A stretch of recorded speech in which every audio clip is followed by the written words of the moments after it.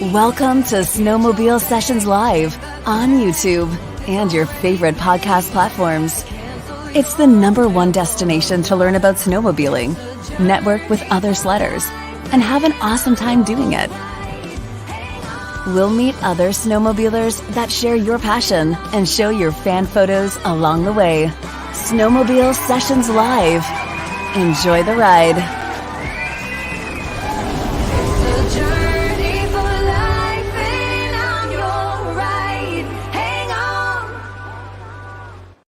This episode of Snowmobile Sessions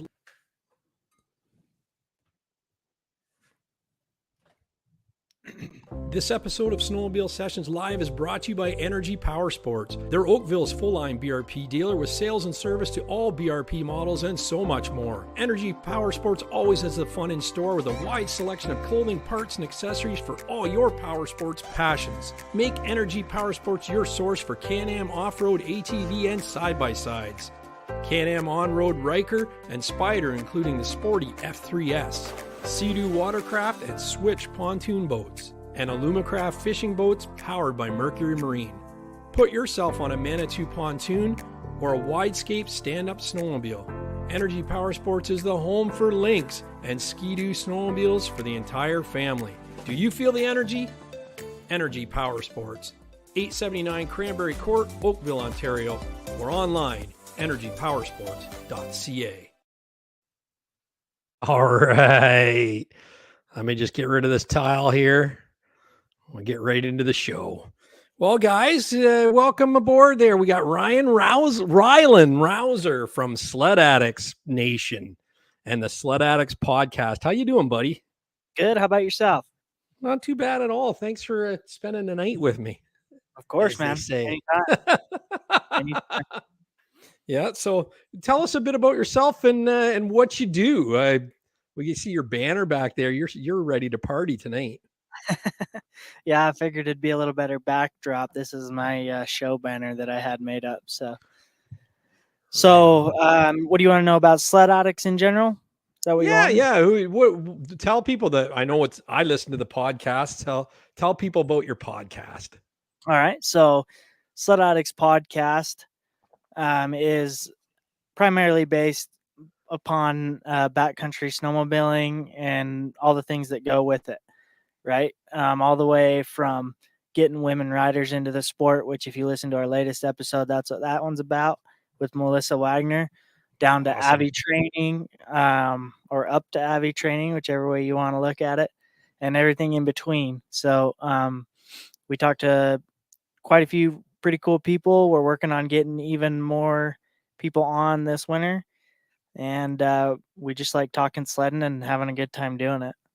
Oh yeah, for sure. Your intro I put on one of my Instagram things, but if people go on over to Spotify or wherever you get your podcasts, Google Podcasts, Apple, whatever, and subscribe to the SledAdx Podcast on the podcast platforms. The thing that caught me first off, it said the show with no BS. And meanwhile, my show is all BS, beers and snowmobiles. And I'm thinking that's got to be a jab at Snowmobile Sessions. It's got to be. It's not. It's not. No, trust me, I'm the king of BS. I can sit and bullshit the rest of them. Yeah. It actually was. It was lended a little more towards all the drama that you see in the snowmobile world. Especially towards newer riders or less experienced riders, is kind of where that came from. Yeah. So, that's the thing. You get on social media and it's just it can be tough for newbies finding out information. That's for sure. Yeah, definitely. Yeah, let's see that's what we focus on in our group too. Is lending our ear to those type of people. Oh, absolutely. Yeah. And last week, if you were watching the live from Energy Power Sports, I mentioned that I was listening to a podcast on the way there. It was Rylan's podcast. It was SledAdx Podcast, where I pulled that wife swap thing out of the hat. And the girls didn't know what to think when I threw that on them, that a good tip is to have a wife swap. Yeah. Yeah. Sometimes that's the best thing to do. So yeah, well, tell us a bit about it. Can you explain more detail of what it is? Because was that Melissa as well on that one. No, I think that one was Joel Tingy. Was it? Okay. Yeah. Now that I think about it, I don't remember exactly. There's a lot out there. Yeah. Anyway, so the thought behind that is, I don't know about you guys, but like my wife don't like to listen to me. So, but she'll listen to other people a little bit better, it seems like. And so it seems to be pretty common when you're up on the mountain. So sometimes it's just as simple if you're going up for a ride with like a couple setting like that. Yeah. That you just say, all right, well, you're gonna partner up with him today, and I'm gonna partner up with her today, and we're just gonna work on your guys' riding. Yeah. And because that's how we structure our rides anyway, we kind of do the buddy system. So at the trailhead, everybody kind of finds a buddy, and that's how we start the day off. And you might switch buddies throughout the day, depending on what terrain you're in or something, But essentially, we always start and end with a buddy, and it's your job to keep track of that buddy. And if he's stuck, you help him get out. If you're stuck, he helps you get out. And if you come home without the buddy, do you go, I don't think I had anybody to start the day? Yeah, if you come home without the buddy, you're probably going to get an earful from the rest of the crew. I hear you. But yeah, so that was kind of the main premise behind the wife swap thing. Yeah, it was a good point, because I think you had said, I think it was you made the point that when you're out there, like everything comes out, and when your wife ditches your sled, the toilet seat that you left up 4 years ago is dragged to the surface, and yeah, all of a sudden, all their memories start flowing back, and you long forgot about that until they bring it back up. Yeah, your ex-girlfriend, your all of it. So no, it's pretty funny. I like it. No, you're doing a good thing there, man. Keep it up. Let's go see who we got in the chat. We got Tim V. He's first in the house. We got some pictures from him tonight. Wait till you see his iron. Yeah, Tim V. Ryan, you were chatting it up with him. Wisco SledAdx, what's up, fellas? See, Rylan doesn't get a chance to chat with his fans on his podcast. He just lets her roll, and you're sitting in the car going, honestly, buddy, I've been sitting in the car listening, going, I want to tell this guy how awesome that was, like whatever the show is. And it's like, there's no way to get you can Instagram and that kind of thing, but this is perfect. This is instant gratification here. Wisco SledAdx, he's awesome. He's announced. Greg Kelly says it's another Monday night, lads. Who else we got? Corey Brock, that moderator for tonight. Joe Caraco, he's back. Haven't seen him in a while. Jacob Masser, 3.5 miles on the new sled, about 30 on his vintage. That's the way it should be. We got some pictures from him tonight. Yeah, Rob Overholt, William McCleary, he's in the house. Yeah, right on. We got on with Mike Gooley's is early tonight. That's awesome. He's probably getting some riding in around the farm. Yeah, he says nice snow drifts on the farm. We got nothing down south here. They're getting hammered. My buddy Muskoka Mike said they got another 15 centimeters last night. So from last Thursday, they have 100 centimeters of snow. So we're talking 30 centimeters is a foot. Okay. So they've got way over 3 feet of snow. Yeah. That's good. So, I know Island Park is looking at about 7 feet right now down here. So Idaho. Oh, is that all? Yeah. Which like everywhere out west here in the States, at least, is sitting at like 150% or more, which is great because we need it, because we've kind of been in a little bit of a snow drought. So it's a good year so far shaping up for you guys. Yeah, so far it's looking really good. Yeah. Nice. Now you're in Utah. Am I right about that? Yep. Yeah. So do you ride trail at all, or is it just trail to get to the mountains, or what's your riding style like? Pretty much just to get to the area if we need to. Depends on what group we are with. Because if we're with a more advanced group, there's a chance we're gonna find a trailhead where we don't need a trail. At all, if we can help it. And there's a few of those around, and we just kind of start going from the trailhead. But probably 90% of our areas we've got to ride No, probably at the most 15 miles a trail before we hit the goods. So Yeah, nice. That's not very far at all, right? And are you no, trailering to your location? Like how far is it from your home base? I don't have to, but most of the places that we ride, yeah, we trailer out. About Yeah, an hour to 2 hours at the most. right on. That's not bad though. I'm kind of We in a got good. yeah, Utah is probably not too hard to find some good places to ride. Mm-mm. So anyway, what kind of like on your podcast, who has been your top memorable guest that you've had besides me tonight? Man, that's tough for me because I've got a few.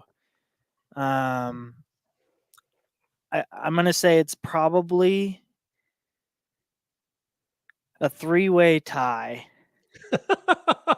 Not to hurt anyone's feelings. Gosh, I don't know though. No, it's not a tie. Okay, so It's here, not. I made up my mind. There's no Okay, participation ribbons here, Rylan.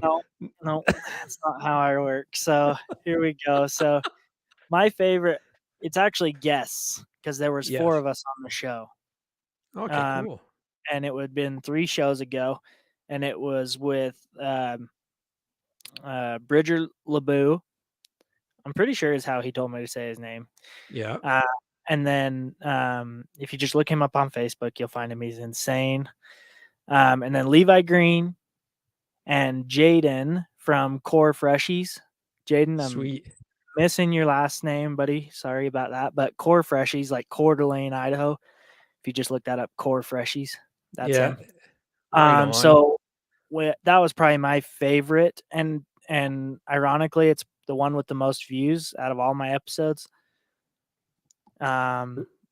Just because those guys are so down to earth, and we had a great conversation, and we were on site up at our SledAdx All-Star ride that we do almost every year, and so it just kind of popped off, and we had a great time. That was probably my favorite one so far. Yeah, right on. Yeah. I think I just listened to that one today, actually, in the car.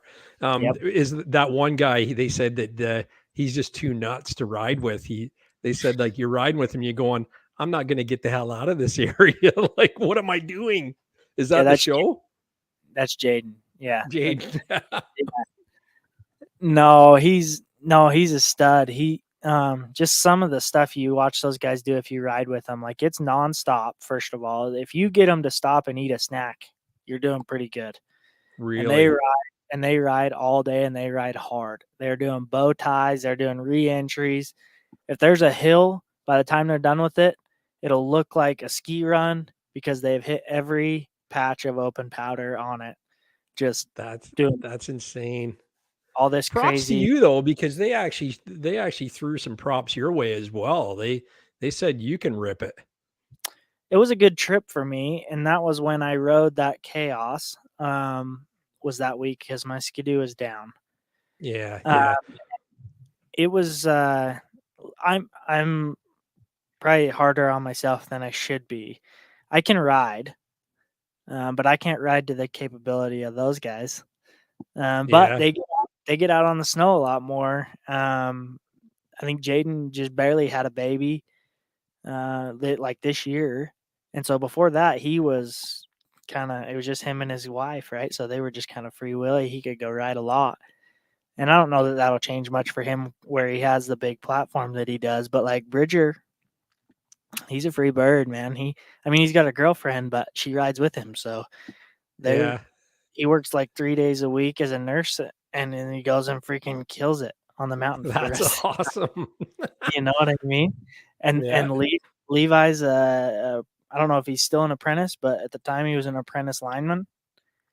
They're in Twin Falls, and so he's on call as well. But when he's not on call, it's game time, and he goes and rides with Caleb Kosturki a lot as well. He's a big follower of Caleb and talks to him quite a bit, and so Yeah, nice.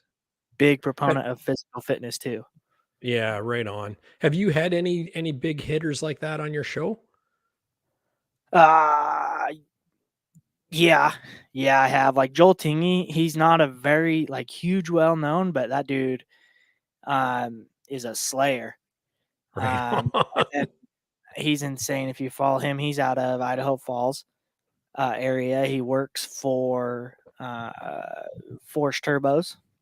Yeah. Now he used to be with Boondocker for a long time. So he's with Force Turbos now. Cal Taylor, like he's kind of an up and coming name. But dude can rip, and he's going to be even more like impressive this year because he's gotten way better shape. He's been on a mission to kind of hone his body in. So I consider him one of the big hitters, to be honest. David Wagner, I consider to be a big hitter, becoming a very well-known name in the industry, at least down here in the States. He runs the Iron Dog every year up in Alaska. Yeah, that's tough, man. That's awesome. 2,600-mile race over open water, over broken ice shelves. Like, it is a nasty race, and it's like over 5 days or something. 2,600 miles. That's more than most people put on their sleds in 6 or 7 years. Oh yeah, for sure. Around this area, anyway, you know. Yeah, we had the 7-time champ on. I'm drawing a blank on his name. Last year, man, what a great show that was. You want to listen to a podcast, call up that one. And he's like the Lance Armstrong of the Iron Dog. And, for sure. Yeah, he said that when you get to the end, you're not even seeing straight. Like, it's nasty. And then we get another one up here in Canada called it's in Newfoundland. I can't remember the name of that one either, but we had a runner in that as well on too. And it's even more brutal because there's no pass on that one. You just basically go, I believe it's 3,500 kilometers, and it's around the rock, and it's nasty. And there's polar bears, and you're making trail. Like you're just going this way, and whatever's in the way, you're going in it or through it or on it. It's pretty nutty. But yeah, Kane's Quest is Corey Brock. Thank you. Oh, yeah. Quest. Yeah, Kane's Quest is another big one. So yeah. I actually, quote unquote, sponsored a team that raced in that 2 years ago. Yeah, hardest race ever. Yeah. Yeah, Rebecca Charles, and I'm drawing a blank on the other lady's name. It was a 2-lady team. Anyway, yeah, I've heard of that before. Yeah, no, Kane's Quest is pretty wicked, but yeah, you can't, hands down, it's a different race, but they're both really brutal. Iron Dog is the one that's most well known, right? Yeah, it's pretty crazy. But yeah, like I've been fortunate to have like Blair Morgan and Dan Adams and McClure on, David McClure, Dave Nerona, obviously. I don't even have to ask him. I could just send him a link and he'd join on. He's been a huge supporter since day one. He's kind of a fame more like Cal. No, but he's a good guy. Like some people hate him, some people love him, and he's been great for us. You know, he's like, anybody that you don't have to ask twice. I respect that, you know. And then he had Grizzly Lodge where he likes to ride, and we had them on because I met them at the Toronto show, and I said, if you're coming on Grizzly Lodge, then I want Dave Nerone to host it, and he did. They said, yeah, Dave's in, no problem at all. So yeah, it was kind of cool. But I'm just going through the list here to see who else we've had on. Big names. Scott Davis is the Iron Dog 7-time champion. You should get that cat on yours. He's a good chat, and he doesn't paint any pictures. Kirk Hastings and Penny, his wife, we had on about Kane's Quest. Yeah, David McClure. It just goes on and on. But yeah, Blair Morgan's probably the biggest guy that I've had on. You think so? John Miller, he's been on. Who do you think? You looked through my list, didn't you? I just heard you name off a whole list of people, and it's kind of shocking for me to hear you say that Blair is the biggest of all of this. Like I think for because Blair means so much to the sport as far as, Skidoo picked him out to launch the 2003 the Rev chassis. I think he was the first to ride it. He tells a story. He's riding for Cat, and they flew him out, and he didn't know what to expect, and they unveiled this odd looking machine. And yeah, Joe Caraco says 100% Blair Morgan. And then they named the line of sleds after him. So, and they're highly sought after. But, Dan Adams is huge. Don't get me wrong. Like, that guy is the original sled neck, right? And he was I guess it depends on where you're from too. Cause like, that's the thing. We're trail with, I think I mentioned that to you, right? My audience is trail riders with occasional mountain, or they long to one day take that bucket list trip, right? And they enjoy it when I get mountain guys on, and they all have a story to tell, right? So so I mean, and Dan Adams, one I follow because just any of his tips, his next level riding clinics and his YouTube videos, I mean, they'll help anybody, flatlanders to mountain guys, right? So, and Blair put on a good show. There's Rob Reinhardt said, yeah, Blair was a great show. So, and we gave out t-shirts, which just are arriving now as we speak to the people that won them. So I think Reinhardt is one of them too. I'd have to look at the list, but I just sent them out last week, the final ones. And we gave away 8 autographed shirts. Here's one here. Hang on. But the thing is, when we had Blair on, he was kind of not he's now a Skidoo ambassador. So they've got him traveling show to show. So, and it's kind of sad that they let him go because people didn't know really who he was. So there's the Blair Morgan shirt.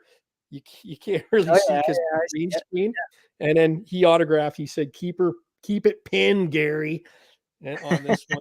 And then we got the logo on the back and Energy Power Sports. And there might be an extra one for a door prize for the lodge sessions.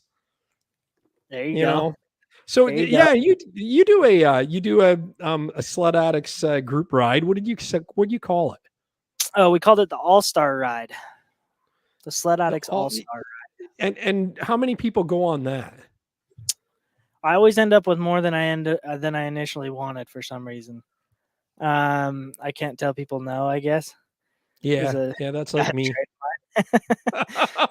So, I mean, ideally, I wanted especially if there's wife swap involved, then you want more. Well, this is a right. This ride is definitely more of an advanced type of ride if we can help it. Because so we have like a main core group of us that are like the SledAdx guys, right? So you have me, James Kaufman, who, if you listen to the podcast, you've heard him a few times. He's a good buddy out of Idaho Falls. Helps me out every once in a while. Cal Taylor, you've heard from him if you listen to the podcast. Great buddy as well. James Hymas, Ryan Newman. Those are like our core group that's always there every year.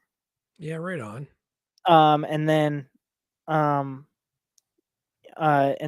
from there, so that's like 4 or 5, right? You add me in there. From there, I like to try and get 3 or 4 more guys in there. But like this year, I think we had 11. But you got to count my wife because my wife came because she was helping us cook and everything. Yeah, she sounds great. She sounds like she's right in there. Yeah, she's amazing. I wouldn't be able to do it if she wasn't here to help me, for sure.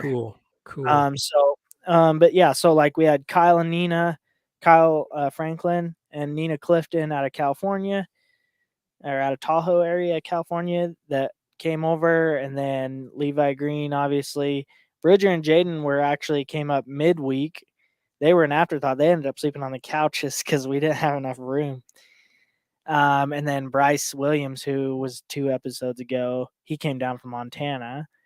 I feel like I'm missing somebody, but I don't think I am. Anyway, and so that's kind of where we try and stay 6 to 10-ish range. 10's like max, that's a handful. And then everybody just pitches in, and I set everything up. I get all the food. I plan. Cal and them helped me plan the meals a little bit this year. Cal cooked one night. James cooked one night. Me and Bree pretty well took care of the rest. And so, are you renting a place, or what yeah. do you? Yep. Right So on. we Airbnb a place, which is tough, by the way. We found out this year. Last year, we got a really good place, had plenty of parking. We had like 4 enclosed trailers, and there was enough parking for all those, plus a truck with a sled deck, which was great. This year, not so much. The place that we had last year wasn't available. I think they were renovating it, which was a bummer. Place we got. It's hard to tell how big a place is on those pictures on Airbnb, right? And they say it'll sleep 11. But they won't, because Sleep 11 parking for a mini. Parking for 2. Yeah, exactly. And you're like, what the hell? So thank goodness there's freaking like overflow parking lots or overnight parking lots there in McCall, because we ended up having to take our trailers up to those overnight parking lots every night, which is a pain because we were working on sleds every night too. So like it'd be 11 o'clock midnight and we'd be done working on sleds or sick of working on sleds, and we'd have to go pull the trailers up and park them. And anyway, so point of the story is if there's a way that you can figure out how much parking is there before you rent it, do so on any trip. Yeah. What did you get? Yeah, I heard that tip on one of your shows, that it was like, you got to make sure that you have room to park your trucks and trailers. So we tried to do a group ride last year, and it got canceled because of rain. So we've done it again this year. You know how many people of my little fandom have booked? Take a guess. 30. You're close. Yeah, 28 and growing. Yeah. It's going to be awesome. You need a freaking lodge, bro. We do. We got a lodge. We got a lodge with gas on site, big parking for trucks and trailers. It's going to be epic. This place is rustic. If we get time today, I'll show you some pictures. If not, I'll text you some after the show. It's like a wood lodge with an old 1969 Olympic up in the rafters, and it's going to be cool. The lodge owner will bring out a big, like burn pit on a sled. It's on skis, and have a big fire in the parking lot. And this year he says he's put it away because everybody's got Polarises. So there's be enough fires there. Yeah, there you go. You'll stay plenty warm. Yeah, that's right. Oh, man. Yeah. Yeah, no, the SledAdx All-Star Ride, I'm going to be straight up. I can't even take credit for coming up with it. It was actually Joe Labernick out of Washington. It was actually his original idea. He at the time didn't really have a brand to build it off of, and so me and him teamed up. He hit me up and wanted to know if I wanted to do it under SledAdx. Yeah. Which I thought it was a great idea. And now if you go on YouTube, they're getting ready to kick it off. Joe and Glenn Mullis are the 509 Objective. Nice. On YouTube and on Facebook, and you can go check them out there too. But they're going to go on a month-long sled trip, 6 or 7 different states. I could be wrong there. It might be more. It might be 8 states. Anyway, they're going on this crazy sled trip, going to go ride with a bunch of different people and just have a freaking time of their life. So that'll be pretty fun one to follow too. 509 Objective. Yeah, that's awesome. Love it.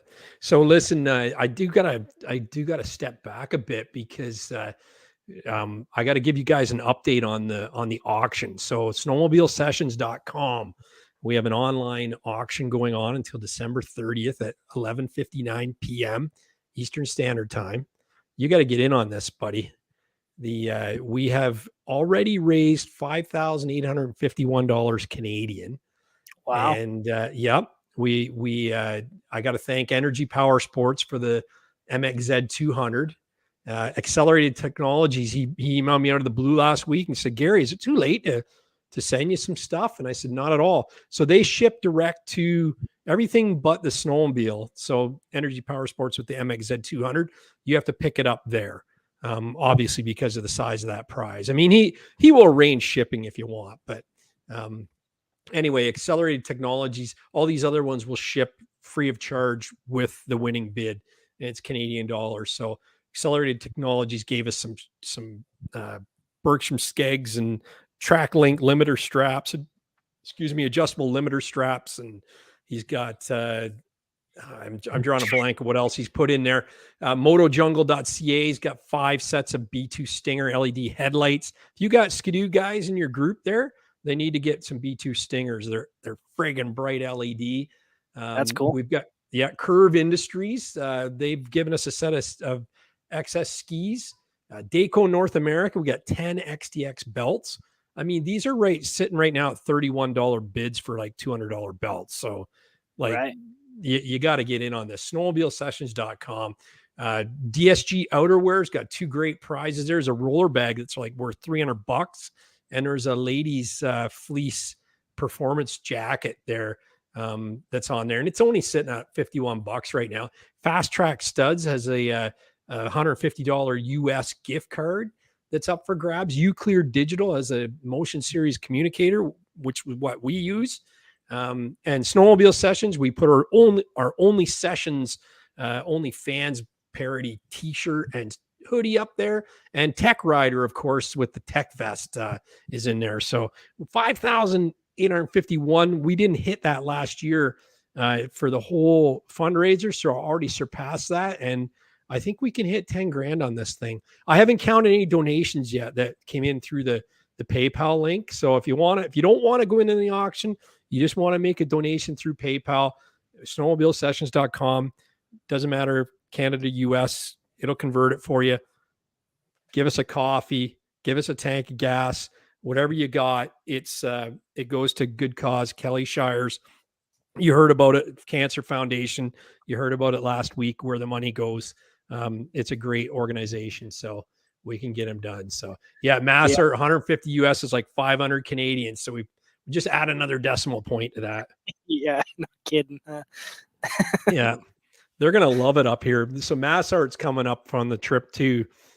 So there we go. So so thank you everybody that's participating. It's gonna get fun now that the heat's on, and we've got another week left, basically this week and next week, and it starts to really ramp up at the end. So I'm really looking forward to seeing where this goes. It's gonna be so awesome. What is the, sorry, you might have said it at the beginning, but explain to me what it's for. Kelly Shires died of cancer years ago, and when she was suffering with cancer and fighting the disease, she was finding that the treatment, it's not so much the treatment, but the cost of everything, your accommodations to go get treatment, your rides, your support, a lot of the medicine wasn't covered. The benefits won't cover a lot of the treatments. So she was thinking like, man, we got to do something to help out these people. I can't afford to go through this. And I mean, suffering on its own is one thing, right? So she started this foundation, the Kelly Shires Foundation. She does a group ride with all female sledders every year. And I believe they get 100 people participating. You need to raise $1,250 each to get in. And a lot of these girls, they raise thousands, right? So John Luke from Energy Power Sports and I were talking, and how many riders could we send through? If we got $12,500, that's 10 riders that we're going to cover, right, to go in this event. So it's kind of cool. So we got a team Tracks for Racks that we kind of are pushing, and they're helping us push it as well. And we had them on the show last week, and it's these girls are great. There's a couple of brand new riders or fairly new riders, and there's a couple of really hardcore runners in the group, and they're going to have a hoot. So it's their first time participating in it, and we're going to be behind them 110%. So cool. So that's basically where the money goes. Last year we had, have you heard of Expedition Yeti down in the US?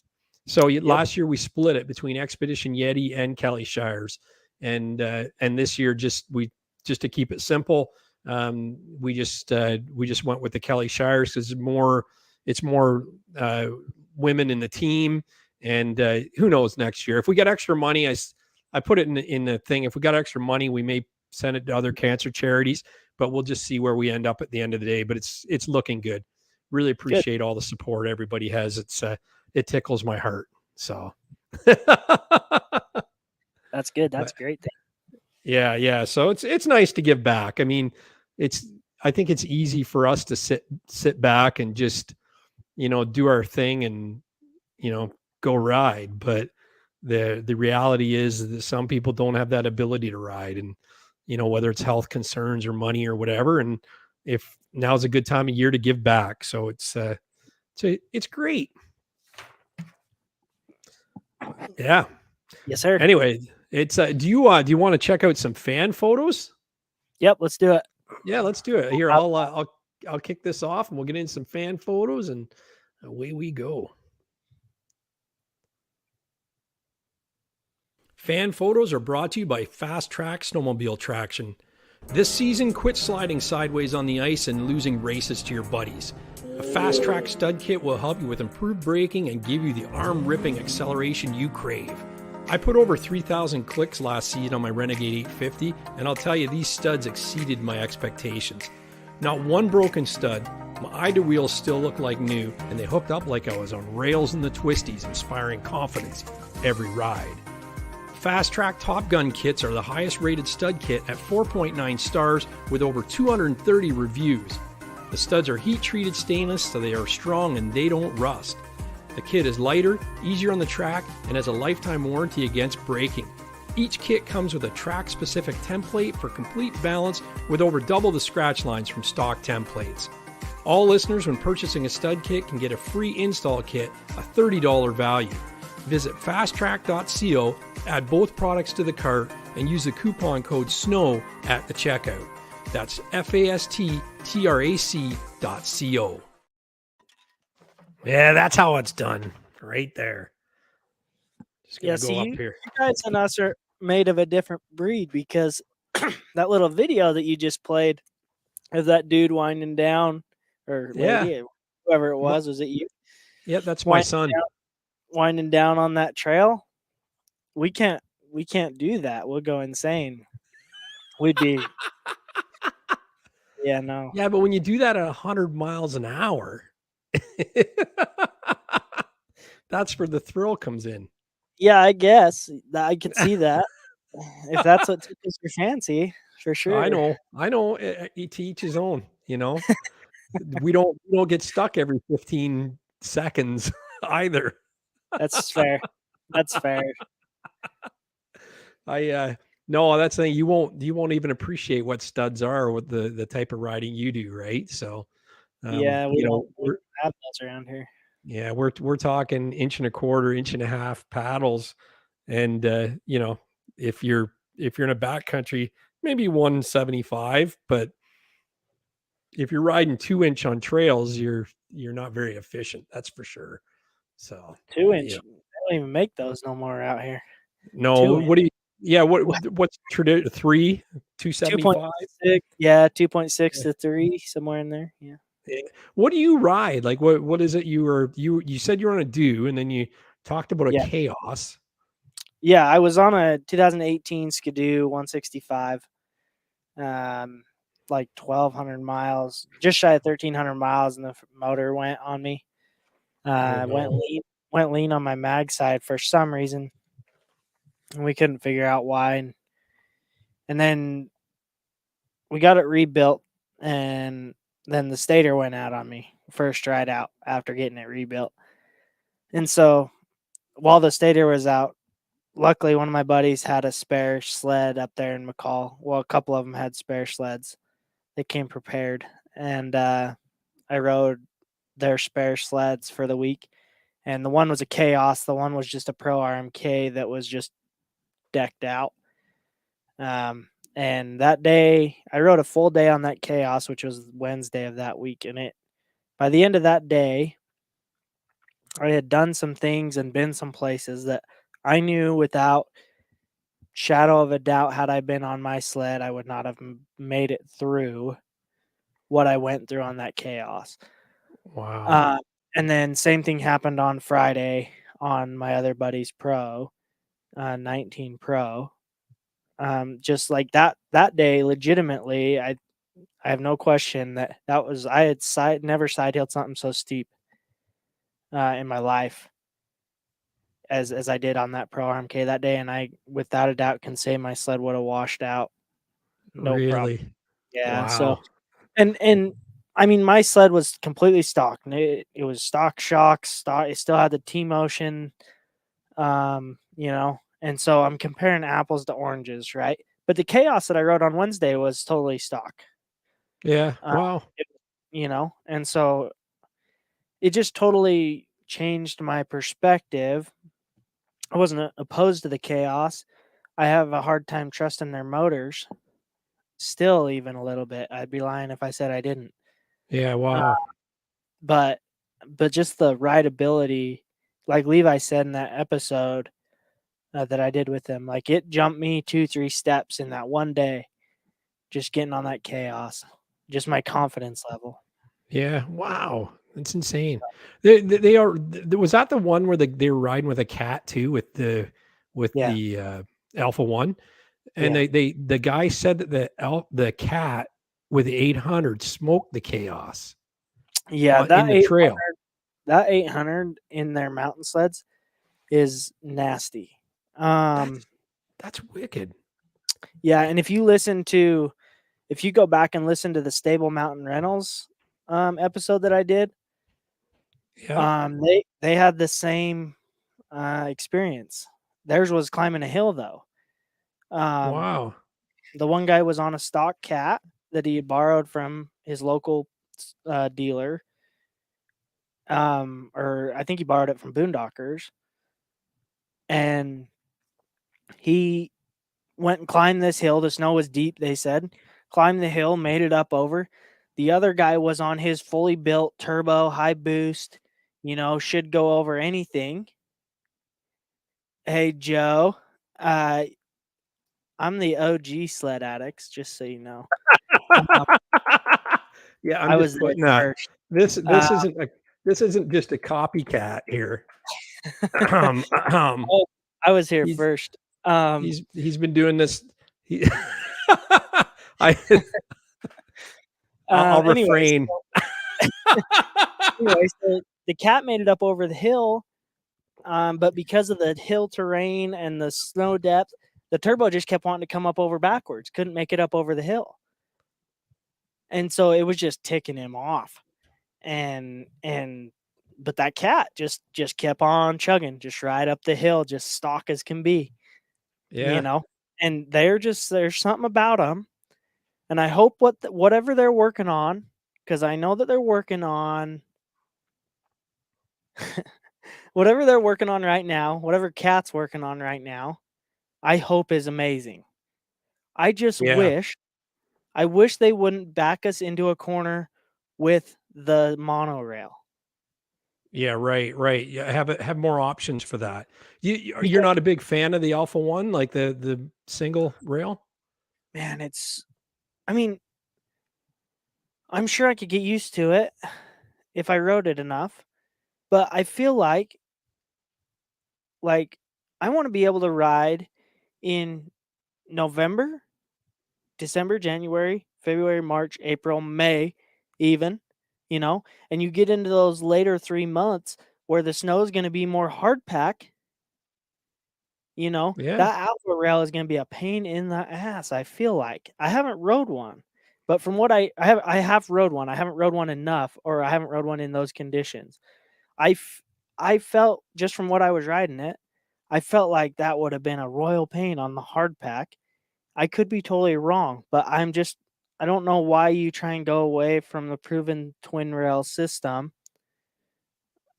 Or at least give us the option to still have it. Mm-hmm. Because I would probably go Cat. Yeah, that new Catalyst platform's wicked, man. Like I love it. I love what they're doing with it, and that opened my eyes when they said and it was two sledders talking. I can't remember their names, sorry, but the one guy goes, I was on an 850 Chaos on the trail, the flat area going to the mountain, and I couldn't keep up. This thing smoked me in a race.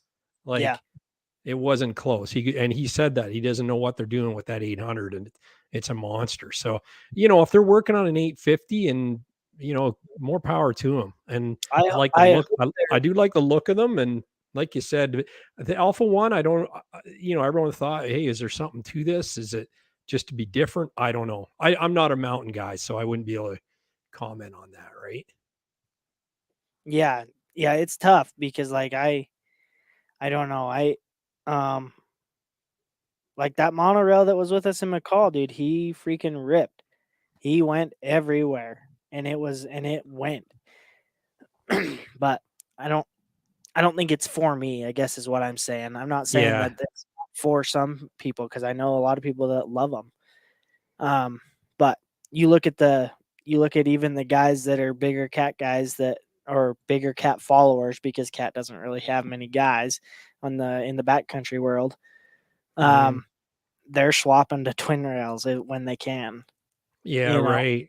Yeah. Y'all wonder there's something there, you know? Yeah. So who knows? Now, what was your first sled? Like, have you always been a do guy? Like, is that why you're no?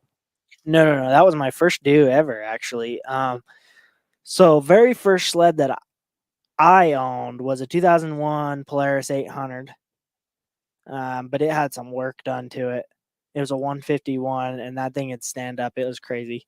That was the first sled that I bought myself. My very first sled, which I just sold to one of my good friends, was a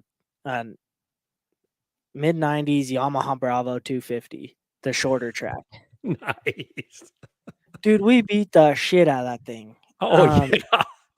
Yeah, bad, dude. Bad. Like, I was so mad at myself for how bad we beat it up because, like, we'd get home from school, me and my buddies, and we'd go over to my grandparents because that's where I would go after school. It's my grandparents because it was close to the school, and we would keep it over there. And I about broke my grandpa just in fuel because I'd burn through a tank every day in that freaking little Arctic Cat or that little Yamaha Bravo. Yeah. And we just jumped it, which they weren't big jumps. They were just like little in the field, jumps. But that sled's not really made for jumping. No. And then like we'd go up in the mountain, the foothills here behind the house, and I'd ride it up, and then I'd want to get on the sled my dad was on, and so he'd ride it. And my dad's not a small dude; he's 250, 230, something like that. And he's putting around on this little Yamaha Bravo with the big ape hanger handlebars. Anyway, that was my first sled. That thing's a beast. It still runs. Never had a belt change ever because it doesn't have enough power to slip one. Yeah. They run better with a worn belt too, those old ones. Oh, man. Yeah. Awesome. All-Terrain TV comments. He said he rode a blast with a monorail on the trail in Eagle River for a demo ride, and it was like leaning a motorcycle a little bit. Yeah, they're pretty tippy. Are they? Yeah, see, on a hard pack, you'd really even notice that more. Wouldn't it be emphasized a bit, right? Yeah, and it might help you. I just don't know how well it's going to hold. I don't know how well everybody listening is with side hilling and stuff. I just don't know how well it's going to hold a side hill with that flex edge like that. Yeah, who knows? I always liked the thing Skidoo posted that year. They had the Alpha One showing an overhead like from a drone. It blasts up and turns really sharp, and then Skidoo overlaid the Summit on it, and the Summit turning tighter radius than because Alpha One was saying how tight radius they could turn, and Dew goes in there and like it's like. Oh, I love it. Anyway, so that was and then I had a few miscellaneous. We get sidetracked here if you haven't noticed. Oh, that's all good. I'm all about that. I had a few miscellaneous ones. Got that 800. I was an idiot and freaking traded that 800 for a Thundercat 1000 triple. It was a heavy piece of crap. For the mountains? Or you trail riding at this point? No. I don't. I was being dumb and young. I didn't know any better. Anyway, it had an extended track on it, but it was a heavy piece of crap. Anyway, ended up getting rid of that thing. And then at that point, I think I got into my first Arctic Cat, which would have been an 07 M8. Yeah. Rode it for a season, and then traded it in for a brand new 2013 Arctic Cat M8, the white one, the white Yeah. limited edition one. That sled was awesome. Had it for mile one. And I don't know if they're like this now, but that sled in particular, because they have those little burnout chips in them or whatever, at least that's what I'm told, to keep them in break-in mode for so many miles. When that sucker broke in, it was insane. The difference. Yeah. And that was a fun sled. I ended up selling it because I just couldn't afford it because I was young. I just got married, or I had been married for about a year. Anyway, my insurance was as much as my damn sled payment at the time because had a lead foot and I had got some tickets, you know. And so I was freaking $300 something a month just for a stupid snowmobile at the time, which at the time I couldn't afford that, Yeah. you know. So we sold that. Funny story about that sled. We might get into it here a little later. Sold that. I went like 2 years, and all I had was a 98 600 Polaris RMK. The first year they came out with the twin. I had lengthened it from a 136 out to a 144. I put a Yamaha 144 track under it, with some rail extensions, and then because it was the thing to do at the time, I put some big old tall freaking handlebars on it because nobody understood freaking physics back then, apparently. And so big old tall handlebars, lightweight Lexan hood. It was piped. It was loud as shit. Bugged all my neighbors. But I just freaking rallied the shit out of that thing on the dry farms behind the house for like 2 years. Excuse me. Anyway, ended up getting divorced from my first wife. And then I went and bought another early 09 or 08 M8, 162. The white cat that I had was a 153, and I don't know why I ended up going up in track now that I look back on it, because now I'm ready to go back down. Yeah, that's funny. That's Muskoka Freerider was saying the same thing about you don't need the longest track. I mean, they'll get you where you want to go, but you're a better rider when you have a shorter track. I feel like the longer track for me trained me to the point where I can feel more comfortable riding the shorter track. So like in the deep snow, like it was always my worry with the shorter track that I wasn't gonna be able to keep up in the deeper snow with the shorter track, so I was just gonna always get stuck, right? Yeah, Or like, yeah. or if I'm riding through side hill and through the trees, I can take a little more time and not be going so damn fast that I can pick a good line if I have the longer track. Yeah, That was my yeah. that was my thought process. It's not totally wrong. Just Mhm. don't totally ride either because it's snow and aspect dependent, right? But once you get to a certain point with your riding capability, and you learn how a snowmobile works and where you have to stand and what you do in certain situations, if your ass end starts sucking down on you and you can step forward a half a step and push off the hill and get your front end back down, it's not an issue, you know. Yeah. Um anyway, so had that sled for one season, sold it, and then I bought that 2018 Skidoo, and I've had it since. So Yeah, right on. Well, there you go. And you were talking in chat. You're looking for a Polaris, are you? yeah, Chaos. yep, yeah. I'm working on a deal right now that my buddy's got. I rode it one day last year. It's a 2020, but it has the Chaos conversion. It was actually just the Pro, but it's got the Chaos conversion, full Fox shocks all the way around. It's got like $5,000 in shocks alone or something like that. It's crazy amount Yeah. of money in shocks. And then the Chaos conversion with the rails and everything, and so I'm working on a deal to try and get that sled from him right now. Oh, So sweet. we'll see if we can Sweet. make that. Yeah, especially if you're going into one of the best years ever, you know. So listen, Yes. I want you to shield your eyes because what you're about to see might blind you. Okay. Right there. Sean Patrick sent me this photo. He says, thanks to motojungle.ca and Gary Porter with MUDBRATS, I got my new BT2 Stinger, my B2 Stinger LED lights, and wow, great product, great price, and great to deal with. Thanks, Gary. See you on the trails. Well, thanks Cool. for that little note, buddy. That's good. And he's got a nice 900 turbo here. Look at this thing. Yeah, beautiful setup. So I like it. yeah, any Skidoo guys, send them my way, man. Yeah, we will light up their lives, right? This is from our buddy, Tim Weiss, and he said the unicorn is back. This is from his Mach 1000 two-stroke 1000cc twin. I like And power. Yeah, he has two of them, but he does a nice job of rebuild. Like, look at this thing. You could lick the side of that block, right? Yeah, that's clean.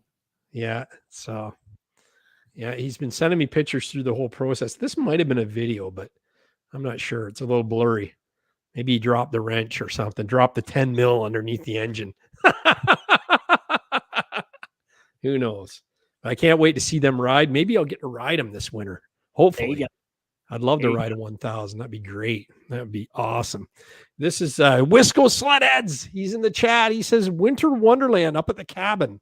Snowmobile trails in northern Wisconsin are a mess. Get out. There's his wrench right there.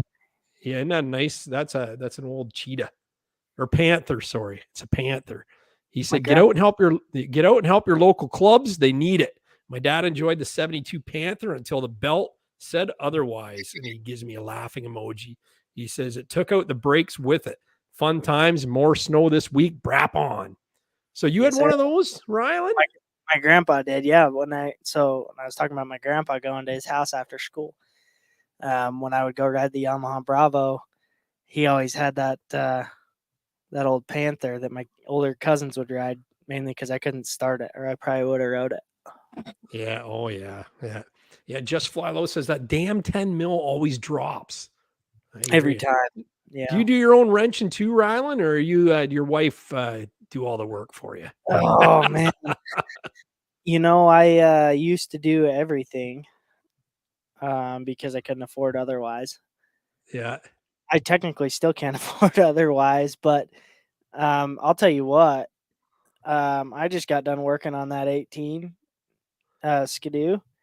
I don't care if I ever work on another one of them sons of bitches again. Yeah. They're hard to get in. Like where they put the engine in those E-Techs is just insane, isn't it? Dude, it was ridiculous. It was crazy. I love a lot of people are chiming in that they've had Panthers.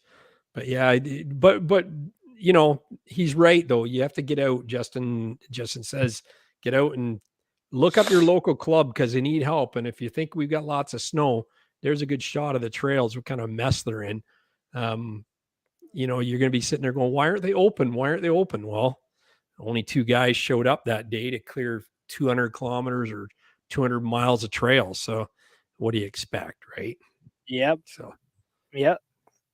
We have the same issue down here. Yeah. Unfortunately. Yeah. We're actually coming around. Our club's actually doing okay. We got lots of people come out every time and there's a lot on deck willing to help out. So I think that's pretty cool. Yeah. So my son Drew just entered the chat. DP Rocks had it late today, had an exam. Welcome aboard, Drew. We got the real OG SledAdx here. The SledAdx Podcast. He doesn't sell permit savers. No, sir. Shield savers at stufflikethis.ca/MUDBRATS. There you go. So for $5, not $15. Anyway. No, right there. Yeah. What do you want to pay? $5 or $15? You tell me. For the original or a ripoff? Yeah. Look at that trail there. That's crazy. I'd take the Panther down there though. They're there looking at it. You can't even get down that trail. I'd ride Corey's sled through there first, and then I'd take mine through. So, and Drew, just so you know, bad news is the 850 is not home yet. So you get to park in the garage. That's the good news. But the bad news is there's nothing here to drool on. So my XRS is sitting at the dealer still. But there's Wisco there. It's not an It's just you're waiting on some accessories. Oh, all right. That's yeah. So we'll see what happens. Yeah. All right. Did you even get a sled, Gary? Corey says. I'm starting to wonder about that, So someone else is out riding it right now. I like it. I don't know. Everyone keeps texting me saying they've been in there and seen it. So I know it still exists. Look at Wisco. He gives me 3 like that. So I don't know what he's holding his head for, but this is when the belt blew probably. Yeah. Oh yeah. Skidoo 600R was in. He said it's looking good in the showroom. So this is Jacob Masser. He said he's got all the sleds out to take a pick, and this is his 23 from his 23 XRS Renegade here to the 68 370 opposing and the 72 335 with the ski boost, and his 97 Mini Z with a Honda 200 racing motor in it. That thing would zip. But yeah, look at that shot. He's got everything in there. That's crazy.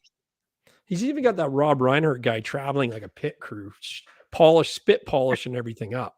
But he did all these graphics in yellow ski hoops. It looks really good. And it's unique. It's that color scheme of the 2016 Renegade X my buddy Dean had. And same thing. I always love that sled. It's one of the nicest color combinations out there. And Jacob did the same thing. Looks amazing. And then you can't beat this. Look at this. Jacob's daughter just giving her on the Mini Z. Look at that face. I think Corey Brock makes that face when we ride. Now you got a little guy. He was on last night when you and I were shooting the breeze. Does he snowmobile yet, or what's it there? He hasn't been out yet. No, he's had a pretty rough life up to this point, but you wouldn't know to see him now. He was born. Well, he'll be 2 end of January, so he was born actually about 4 hours away. We play a lot of cornhole, or a lot of people call it bags. Yeah. Me and the wife do, and we were about 4 hours away at a big tournament, and she ended up going into labor in Vernal, Utah. And so we ended up having him down there, and he got life flighted up to Salt Lake. And he was in the NICU for about 5 weeks up there. And so that kind of kiboshed that winter, right? Wow. But he was only 3 pounds when he was born, just shy of 4 pounds, because he was 6 weeks early. And then by the time we got him home, he was just shy of 6 pounds. So he's pretty small still, and I'm not going to take him out on the snowmobile being 6. So you can put 6 pounds. You could put him in the rear bag, right? In the glove box. I literally could hold him in my hand. It was nuts. Yeah. And then last winter, he might have rode around the yard with me once or twice on it, but that's pretty well it. He does love the snow. He gets every chance to sneak out that door he can get. But awesome. But he hasn't really got the bug yet. It'll come. Hope maybe we can get into this little project that I'm getting ready to start here in a little bit for him. So that's awesome. Yeah, no, it's start him young and stuff, and they'll appreciate it more. That's for sure. This is Jacob's niece, he says. Yeah, no kids yet, he says. Yeah, he might have some kids on the way after the lodge sessions. I'll tell you that. Now we're into your photos. They're sitting there. Yeah, that's right. A wife swap. There's I think we have four or five ladies coming up there. It's gonna be a good time. Yeah, that should be. Yeah, it'll be great. I think they all can ride too, which is gonna be really good. Good. I'm looking even more forward now that we're last week of December. I'm going, it's here in like 6 weeks, That's 7 crazy. weeks. I don't know, but it's right there. Yeah, that's cool. This picture's awesome. You get all the sleds sitting on the hill with one ski up, sitting on one ski. Yeah. Yeah. So that one on the bottom is that 19 Polaris that I rode on Friday in McCall. That's Cal Taylor's sled. Right on. That's a sweet sled. One in the middle, obviously, is my Skidoo. It's got the SledAdx wrap, and then the top sled is our other buddy Kirk Chester. He's a great rider, and he headed up the what used to be the education program for the Utah State Snowmobile Association when we were all in there. So that was a great ride. We were actually up on the hill with zebras that day, and we were parked right above an avalanche pit that we were digging. So. Oh, right on. And I think we have a picture of that too. Now, your avalanche training, you did that with a big name. Who was that you said you did your training with? Your course? Yeah, I went through Brett Rasmussen. Yeah. Rasmussen style on that class, and it was well worth it. It is. I don't know if I should share this, but I'm going to. It is the cheapest way to get to ride with Brett that you can get. That's really no bullshit. do the course, right? Yeah, because he has to be out there with you for the course when you go out and do your ride days. So, and I'm going to tell you what, that people call him the professor. It's no bullshit. Like, that dude is insane what he can do on a snowmobile, and he's no spring chicken either. Like, he's getting up there, you know. Is he 50 yet? Oh yeah, he's well over 50. He's probably 60. Yeah. Wow. Yeah, and he's insane on a snowmobile. It's crazy. That's awesome. Have you interviewed him yet? No, I need to. He told me we would do it, and then I slacked and just didn't make it happen. So I need to get him on. But yeah, there you go. So, super cool guy. I had some great conversations with him. That'd be awesome. Yeah. That's a name to drop and a half. Right. Yeah, no, he's a good dude. Yeah. In fact, you even got a SledAdx freaking snowsuit? Yeah. That's insane. That's a one-piece monosuit snowsuit. Yeah. I'm dating myself here. That's awesome. So that was at one of our trailhead days. I was actually up there. I'm a Ortavox ambassador. Actually, technically, I'm an Ortavox sponsored rider. Cool. And so I was up there. We were doing a trailhead day. The Utah Snowmobile Association was up there, and we were doing beacon. We were finding beacons. I'd go set them out and send them to go find them. And they'd have to pull out their shovels and do the whole shebang. You know, if you guys go look at the SledAdx page, you'll see something that we call the Be Rescue Ready Challenge. You'll see the guys from Climb do something similar. There's controversy there, but it doesn't matter. So it's essentially what we were doing. You go find the beacon, you pull your gear out, dig it up, and be efficient doing it. And so that's what we were doing there. Those guys got those shovels for finding it within a certain amount of time, if I remember right. So, yeah. That's wicked. How do I get my MUDBRATS, SNOWBRATS personalized suit? You got a lead for me to get them printed up? Used to. Actually, I probably still could if you're really interested. Yeah, I'll talk to you after the show. Okay. Wouldn't that be cool? I just noticed that. I didn't even see that in the pictures earlier. So yeah. There's some Patriots here. Look at that. So this was America. Yep. That's right. This was year 1 in McCall for the SledAdx All-Star ride. Right on. And that was our whole crew right there. And it was a wild one for sure. That was a big crew. We had that's 10 sleds there for sure. Easy. If not, that's awesome. 2 or 3 vets on that ride, which was awesome. All American Heroes, which is a nonprofit organization out of Washington. I don't know. You might have seen them around. They were up there, and then I teamed up with them. They brought a veteran in to ride with us, and I was able to get a radio donated, and we got them a few other things from a few different companies. They got like an Ortavox backpack, stuff like that. So that was a really good ride. That's good. So do you, after the ride, do you have anything like do you do any games or, um, anything like that? Do you do, as far as your guests that show up? We're usually fixing sleds. Yeah. Yeah. We don't have to do that. Us trail guys, we don't get stuck or hit trees or, well, maybe Almost Ghoulies is coming with us. So anything can happen. It's almost always at least one bent A arm, if not broken, every night. So that's a minimum. You can just count on that. And then, um, and Love so, it. and then on top of that, like when I say I provide food, like we don't dick around. I think this last year I bought $800 just in meat from our local butcher. And I spent Nice. another $1,000 at Costco on other food. So, we were having full on breakfast. We brought stuff for people to make their lunches, sandwiches or whatever, and then we were having full on like 3-course dinners every night. So we That's stay cool. pretty busy. That's a lot of work for you to take on though, as far as cooking and all that, right?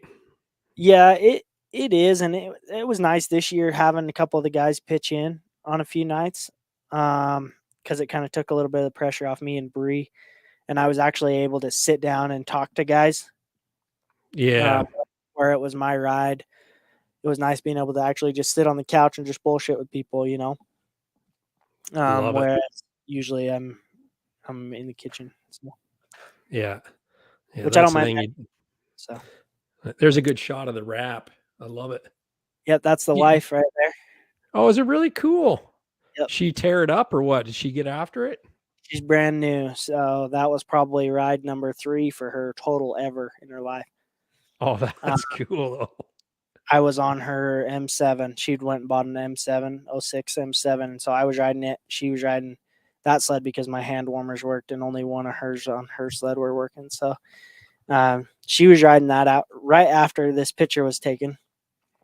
We were on our way back to the truck, and we kind of had to ride out of this really shallow gully. It wasn't very steep at all, maybe 10 degrees, maybe 15 degree slope on each side, right? Pretty shallow. There was a couple trees down in the bottom of it. Well, if you ride in the mountains enough, you know that your sled's going to go where you're looking for the most part. And Oh yeah. I was following her on the M7, and I was watching her because I saw the trees, and I watched her look at that tree, and sure as shit, that sled started heading towards that tree. And I was like, oh, this ain't going to be good. Let's see what she does. And my sled has a finger throttle. I run the Munster finger throttle because I have little small hands, so it works out great for me. And she was not used to that because her sled did not have that. And she kind of panicked because the sled was starting to go down the hill and she wasn't on edge. She was just riding down flat on skis, and she kind of panicked and grabbed a hold of that throttle, and it ripped her. She wasn't ready for the power either because with that 165, it'll grab. And it ripped her hands right off them handlebars, and she landed on the tunnel and backflipped off of the Oh sled. no. Oh Yeah, no. sled didn't do nothing. It stopped about 20 yards past, but I about fell off laughing because I saw it coming a mile away, and I was pissed I didn't have a GoPro on because it would have been awesome footage. And she was, and You would have not got to share that with the world though. She I'd would have have shared stopped. it. She already doesn't let me hear the end of it. I don't care because it was freaking awesome. That's But cool. she had her goggles off because they had froze over, and so her entire helmet got filled with snow too to boot. And she was not a happy camper, but that was a really good day. I That was say actually, goodbye to Jacob and Ron are going to a meeting, so AA's early tonight, I guess. oh yeah, you guys have fun at your meeting. That was actually All-Star ride number 1. Oh, right on. Yep. And does she still ride though? Like, does she get out much, or is she? Yeah. No, she does not much right now. Just I've got 2 older girls, and then we have Waylon too. So between the 3 kids and everything going on, just doesn't. It's hard enough to get me out of the house, let alone get all of us. So Yeah. Very true. she's not a fan of cold either, so that makes it tough. She has horrible circulation in her feet and in her hands, so she gets cold really easy. So she's pretty fine with just hanging out. So Well, that's good. At least she's there with you anyway. Right? Yep. Yep. Don't follow Cat. What's that mean? Don't follow Hashtag. Cal.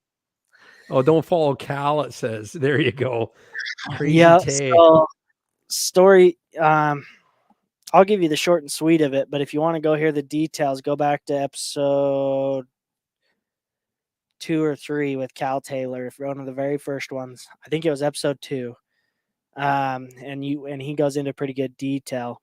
They were up on a ride and up on top of this ridge line, and they got this crazy idea that it was getting kind of later in the day, and they got this crazy idea they were going to go down this drainage towards the road as a shortcut, right? You guys out on trails can't just jot off wherever and go, I would imagine. Well, once in a while, but we're not supposed to, no. Right. And so we, as long as we're on national forest, we can, right? We can go pretty well wherever, as long as our sled can get it there. Well, so they're having to side hill down through this drainage in the trees. Everybody's wore out. Long story short, they end up spending the night in this drainage because they got broke sleds and people are wore out, and they had people with them that shouldn't have been in that drainage to start with, let alone wore out. And so they ended up spending the night. Search and rescue was called. Or no, they luckily they had an inReach, or somebody got service or something, got a hold of the wives and said, don't, if I remember correctly, don't call search and rescue, because Cal is on search and rescue, so he didn't want none of that. Oh, no. He didn't need to be rashed by his buddies. So anyway, so Kirk ended up making it down to the road that night, but the rest of the guys weren't going to make it. So they just went up, they built a big old fire, and they spent a long, miserable, cold night on the mountain. And ever since then, Cal just kind of got the nickname Don't Follow Cal. And he runs with it. He loves it. So that's awesome. Yep, that's his calling card. That's cool. Nice wraps. Yep. So I think both of those were Where You At wraps. Really? It's a small company, is it? Yep. Super small, out of Idaho Falls. Cool. That's a really nice job. You don't see like a lot of the wrap companies you see, they're using stock backgrounds and stuff, and those look pretty custom. Yeah, the cool thing with mine is it's actually sound boards, like like the sound deadening panels. Yeah, that's pretty wicked, man. Love that. Cal's is supposed to be. Sorry, you're breaking up there. I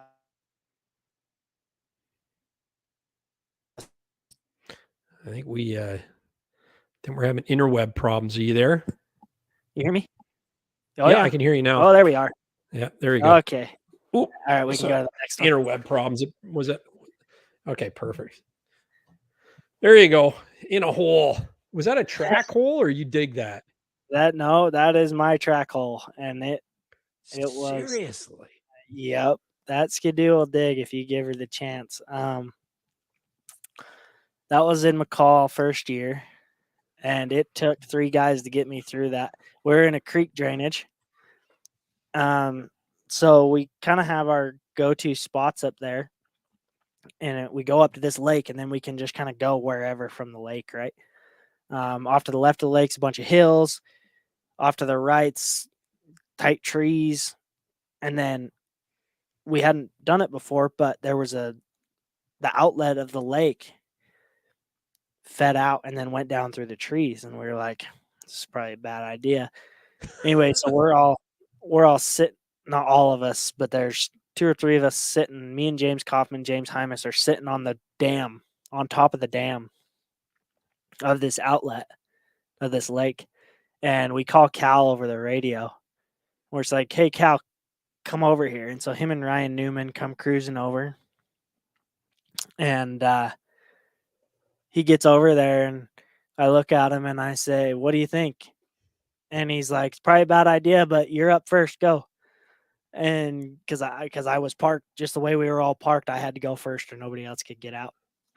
And so I dove off the hill, off the dam, and went down in there, got stuck immediately right off the bat because it was, I mean, you can see in the picture, it's just boulders, just huge boulders, and it's kind of nasty in there. So we all got stuck in there numerous times.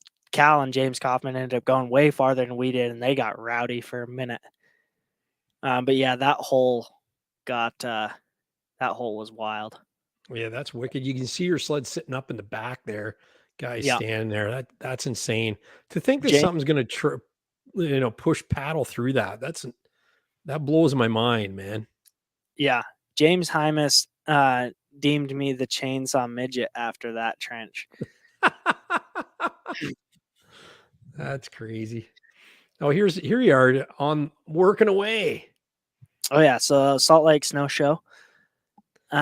Scott Spiro in the blue shirt and Cody in the black shirt. Cody used to ride with Thunderstruck.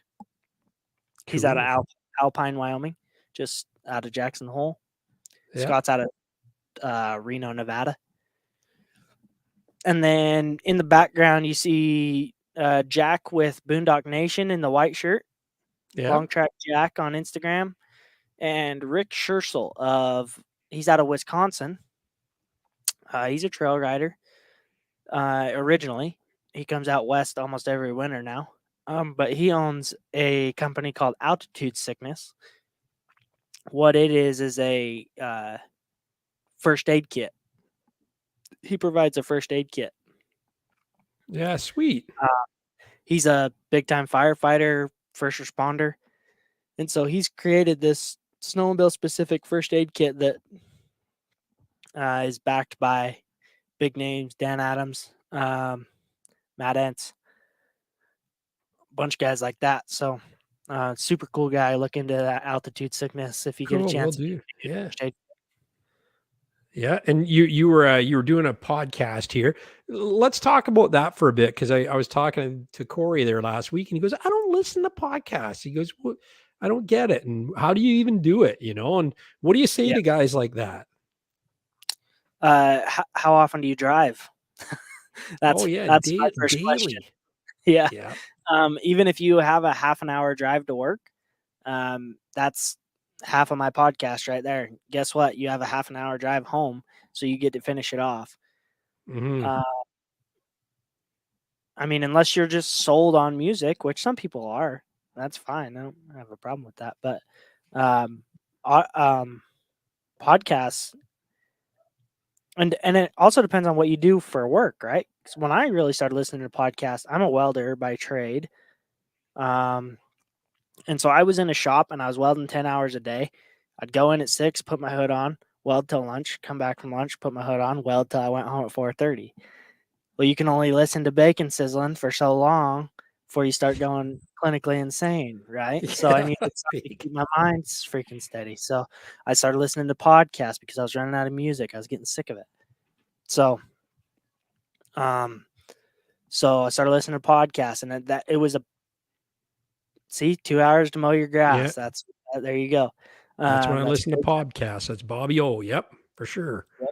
So that's the time when SledAdx was thought up. I actually started listening to hunting podcasts when I started listening to them. But then I started looking, and I'm like, there is freaking nothing for snowmobiling, and it's pissing me off. And so I was like, all right, well, I'm going to do it then. And that's when it was thought up. Unfortunately, I didn't kick it off immediately. I didn't have the familial support back then like I do now. And so it kind of got put on the back burner because I just didn't feel like I was going to be able to make it happen because I didn't have the support to do it.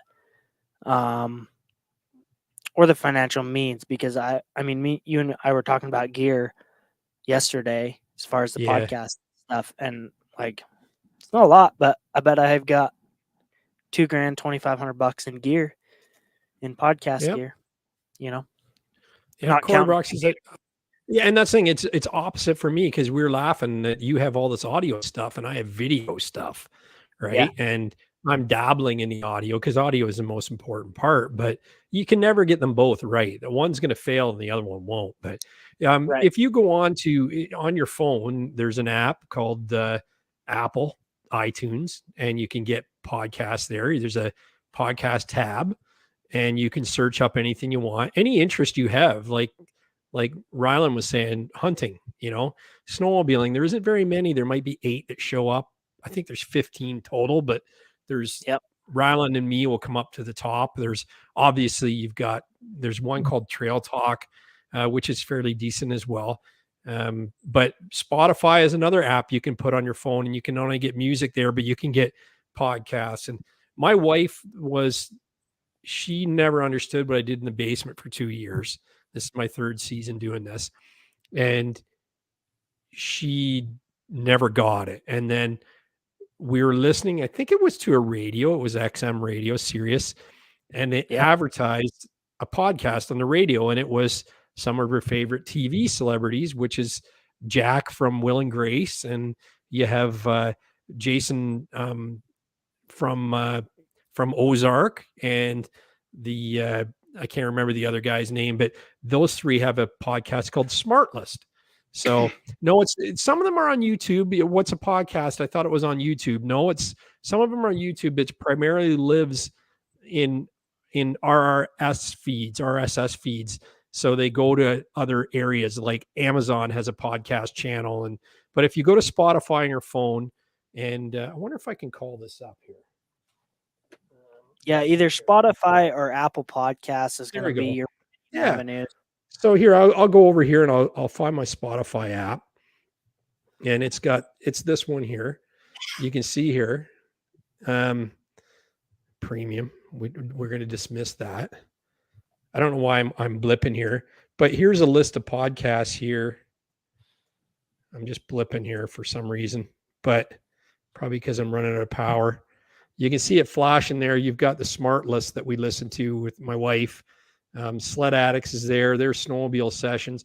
But you can just go down here and search whatever your interest is. What do you want to listen to? And there's podcasts. There's the top charts you can see here flashing in front of us. I don't know why that is flashing. Who knows? But so that's kind of it. And you can just go onto the charts and find out whatever and then you can see here I've got Lisa Wagner's podcast on here, and I don't have sound coming in, but that's one of Rylan's podcasts that I was just listening to today. So nice thing about Rylan's is his are quick. That one's 35 minutes long. Some of them you could. Yeah, so like you said, you can get through it on the drive to work. Mine, I go up. So my routine is that I do this live stream on Monday night, and then I try by Tuesday or Wednesday to put it over to the RSS feeds, audio only, because there's no video for this stuff. It's audio only, and then it'll go bing. You'll get an alert that MUDBRATS, SNOWBRATS, Snowmobile Sessions, new episode. And you can just click play like you're playing a CD or a DVD in your car, and you listen to it on the thing. And it's a little different because some of the ones that are really horrible lives that I do, they're just a brutal show live. You think it's the most boring thing ever. It's probably one of the better podcasts. They're great to listen to in the car. Like yours, you're really chill. All the people you have on the show, Rylan, are really chill, and it's really good to listen to in the car. It doesn't stress you out. It doesn't because I can't get anybody to get on and argue with me. It pisses me off. Yeah. Well, there you go. So, all trains. He says he's an avid Spotify pod listener. I'm finding more and more things up in my alley every week. It's great for my 11-hour shift. And that's the thing. You can listen to it at work or whatever. So, what would you call Snow Tracks and Snowmobile or TV? Those are actual shows, not a podcast. Yeah, they're video, not podcasts are more primarily audio. So that's the thing. You get a good mic like this, or what Rylan's using for his headset. You get really good sound. And away we go. Your Just Fly Low says he's a video guy. He likes videos. He's a visual guy. You'd be surprised. Like my wife would have nothing to do with it, and she's hooked. We get in a car to go to Ottawa, and we listen to podcasts the whole way. And I could tell you 2 months ago, if you said listen to a podcast, she would have told you to beat it, and she's found 3 or 4 other ones that she likes too. So it's, How to Kill Your Husband in 7 Ways, I think was one that I found her listening to. So. That's good. That'll help you sleep at night. But yeah, no, by all means, like, look it up. I really a challenge for all you guys over the Christmas holidays. Put a podcast app on your phone or go to Apple Music. Like if you open up the Apple Music app, it's usually right in the bottom. I'm just going to see here, the music, there's radio. I don't see podcasts. If you have an Apple phone, there's an actual podcast app, and it's auto downloaded onto your phone. It is. It's always there. It's purple with the little my symbols in my logo actually for the Apple Podcast. But yeah, and I mean that's the thing. You can search them up, and there you go. So, but there you go. So that's another one. Anyone want to watch an awesome YouTube show? It's Heavy D Sparks. Yeah, Corey and I are hooked on that guy. He's got a good channel. Yeah, they're a Utah guy. It used to be Diesel Brothers. Oh, they are Utah too, right? Yeah. Yep, they're out of Bountiful. Oh, they're awesome. They got such a good show. So, yeah, they do a good job. Yeah.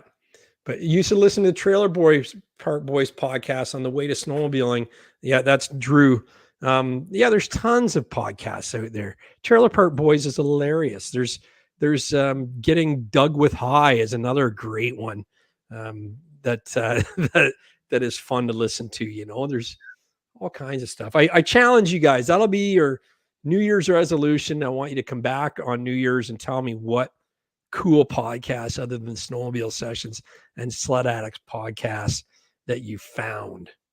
Yeah, so. All terrain. I think Joe Rogan was like the first one to pioneer that with Spotify. Yeah, where you can go on there and you can actually watch his video as well as listen to it, and like he's not even, his full episodes aren't even on YouTube anymore because he's got that contract with Spotify. So yeah, so it's just little clips he puts on. But yeah, no, it's pretty cool. You'll get hooked. You really will. What is podcast training? How does that work? Because I want that at my work and they don't give it to me. Yeah, that's weird. So maybe he'll tell us.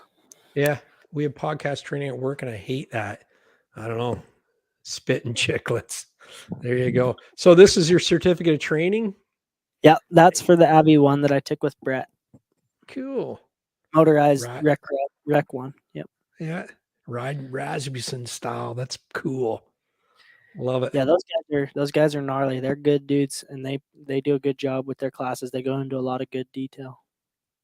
That's neat. Do you have to get recertified? No. Oh, wow. You never forget it? Well, so here's the thing. You should always, what you're pushed on out here is you should always be wanting to improve, right? So if you're going to take the Moto Rec 1 class this year, ideally the following year you take your Rescue and your Moto Rec 2 class, right? At that point, once you've taken your Moto Rec 2 class, it's not really expected that you go past that as a normal recreational rider. You can, but you got to be interested in it to go into your Pro 1 because it's a lot. And like once you get your Rec 2 and your Rescue, at that point you're gonna want to do like the refreshers, right? So like every 3 years you might go retake your Moto Rec 1, right? Just to give you a good refresher. Yeah, right. It depends on who you are and how involved you are in the industry, right? Because I'm going to tell you I'll tell you right now, like me and Cal and our group of riders, we get so involved in Avalanche stuff every year. There's well, and a lot of times we're helping with avalanche classes and stuff, right? So like, there's no point in us taking a refresher because we're in it all the time. Yeah, but if you got it in 2019 and you didn't ride for 2 years, Probably a good then idea to go retake it. Yeah. yeah, that's true. Yeah, I imagine like life, your life is in your hands, right? Like it's serious shit. Yeah, and that's the hard thing too, is like avalanche training is not a requirement. It's a heavy recommendation. And this is just my opinion. I'm not going to put this on anybody else, but this is just my opinion. I would be willing to bet over 70% of the avalanche fatalities that happen in the Western United States could be avoided with some amount of education. Mm-hmm. I mean, when you, even as simple as the Moto Rec 1 class, when you take that class and you learn what they teach you, it becomes so simple as to what you're looking for, right? Yeah. So I'll give you an example. There was an avalanche right above our house a couple of years ago. Kid ended up dying. He got buried in a terrain trap. Some of you may not know what a terrain trap is. I'll give you the example of this one. So it's a mountain lake, okay? And then from that mountain lake, the hillside goes straight up, right? From the mountain lake. It's not a gradual roll. It goes straight from the lake surface up 35, 40 degree slope. Steep, right? Some of you will listen and say, that's not steep. Go right off 40 degree slope. Tell me it ain't steep. Anyway, sorry, I get a little feisty about some things. Anyway, so him and his dad go riding. They only have one avalanche beacon between the two of them. What do? The dad puts it on the sun. What good does that do? Yeah, exactly. It does no good. Who's going to find him? Mm-hmm. Nobody. He's a younger kid, 19, I think he was, 18, 19. He's on a turbo Arctic Cat. He's riding a 35, 40 degree slope, going straight up it. Both sides of the basin they were in had already slid. You can see it in the picture from the news articles that they posted, that both sides had already slid beforehand. Yeah. Pretty clear indications that part will slide. That you should stay off the freaking hill. And so what happened? He went up, triggered it, avalanche came down, hit that lake surface, just piled up 12 feet deep, and he was at the bottom. The dad? No, the kid. The kid was. Yeah. You know, they couldn't find him. It ended up taking them something like 2 hours to get him out when they did. Oh, and that was with a crew. And they had to tunnel in from the side. Holy. You know what I mean? Yeah. Now, keep in mind, this kid, some of his best friends, and I love him to death, I know him personally, some of his best friends tout themselves to be these big avalanche guys. And when they ride, they probably are. But they're not setting a very good precedent around their buddies if that's how they're going out and riding. Their best friends own a shop with gear. They sell beacons at cost. Yeah. You're telling me this guy's on a $20-something thousand snowmobile, you can't afford a $300 beacon? Yeah, no shit. Yeah. You know what I mean? So that's kind of where my thought process comes from. Like, at least 70% of these could be avoided if people would just freaking pull their heads out of their asses, get a little bit of education, know what they're looking at. But everybody is their own person, and you're not going to force them into anything. And then they're almost always the one that says it'll never happen to me. And the next ride out, their buddies are buried, and they're screaming for help because they don't know what to do. So yeah, how many of these things do you not hear about? Like, the people just get rescued, and I mean, their buddies rescued them or whatever, and you don't even hear about it. Is there a lot? Almost none nowadays. Very, very small numbers, if there are any. our avalanche associations are so on top of things, and there's so many people out on the mountain that are in tune with the avalanche associations that almost every single avalanche gets reported once it's found. Yeah, wow. And you can tell if you pull up to an avalanche path that is just slid because one, you heard it, you saw it, or it looks fairly fresh. You can kind of tell if you know what you're looking at. And there's a big hole dug in the ground. Somebody was buried in the freaking hole. Jeez. And so when you report it to the Avalanche Association, you put that in the notes. Yeah. Yeah, throwing sparks, it can get damn sobering. It's pretty 100%. sad. Yeah, for sure. For sure. No, it's crazy. You talk about it a lot. Like you talk about, you have to go and rescue them assholes, I think is what your exact words are. I might have said that. Yeah, you did. I get fired up about it because it's something so stupid. And then if you listen to the episode with Bridger and Jaden and Levi, they talk about a guy that was at the parking lot, and he's got a $80,000 truck, a $40,000 enclosed trailer, a $20,000 snowmobile, and he says, I can't afford all that avalanche gear. Oh my God. What would it cost? Like, as far as you said, a beacon, $300, $1,500. Avi pack, $1,500. There you go. That's nothing.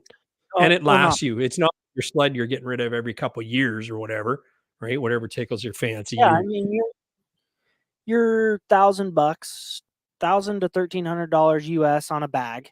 Oh, and let me clarify this: the Avi bags, I don't even consider an avalanche bag, an airbag, as a necessity when it comes to avalanche gear.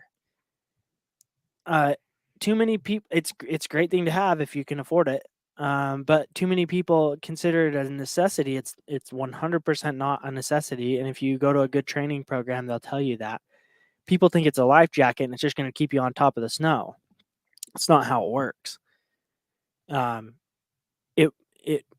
the goal. Is it will help keep you up higher in the snowpack.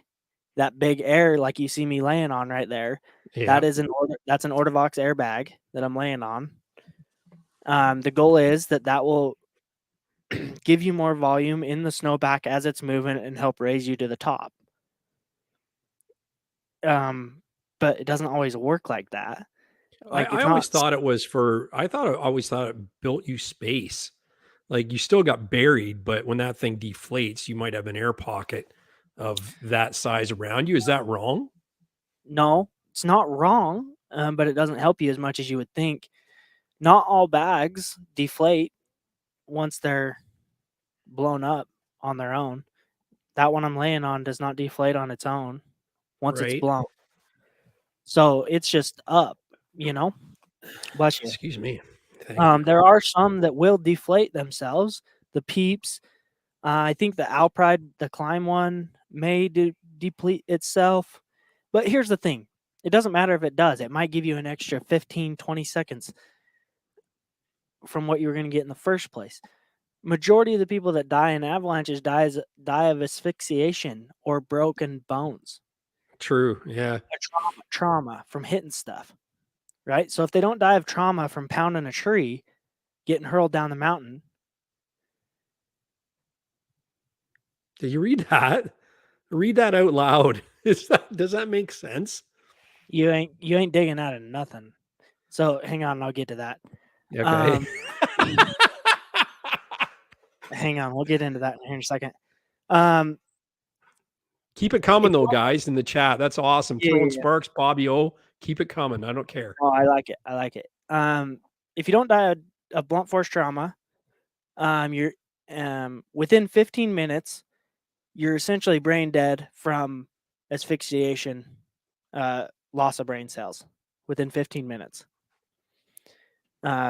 Statistically, right? And I might be a little off because I'm a little bit rusty, right? But it's somewhere around there. It's quick. Quick. Okay. So, there's that. So let's go to this comment. They say, I'll read it out. It said, Bobby O says, they say the first thing you do if you're in an avalanche is to grab snow in your mouth. Snow melts to water in the mouth. you let it dribble out of your mouth, and gravity will tell you which way to dig out if you can dig. So I guess if you're sideways and it drips out like that, then I'm going this way. Right. Is what he's saying.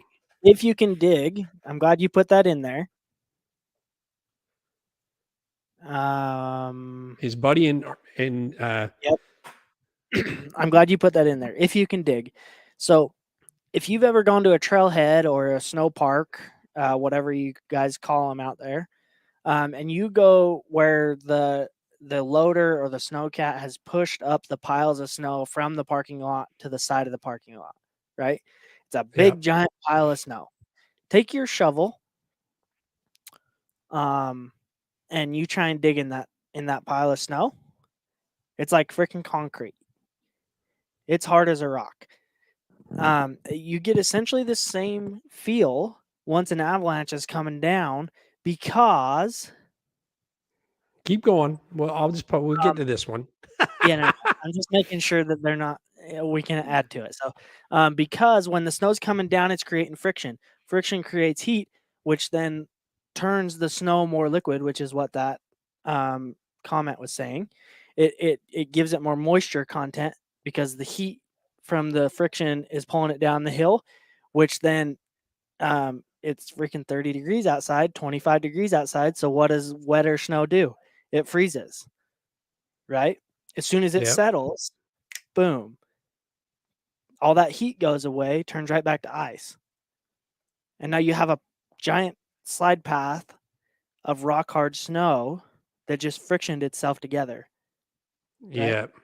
And so if you go listen to Dan Adams talk about his buddy that got caught in an avalanche before he even started getting into avalanche training and education, he'll tell you in his story where he was trying to dig his buddy out with his bare hands, and it tore his hands to pieces because of how hard the snow, how hard ice is. Wow.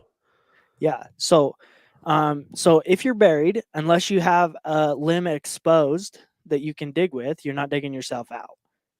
Okay. Or if it's a super small slide that's like maybe 50 yards wide, 50 yards long, it's not going to get enough friction at that point to solidify. Right.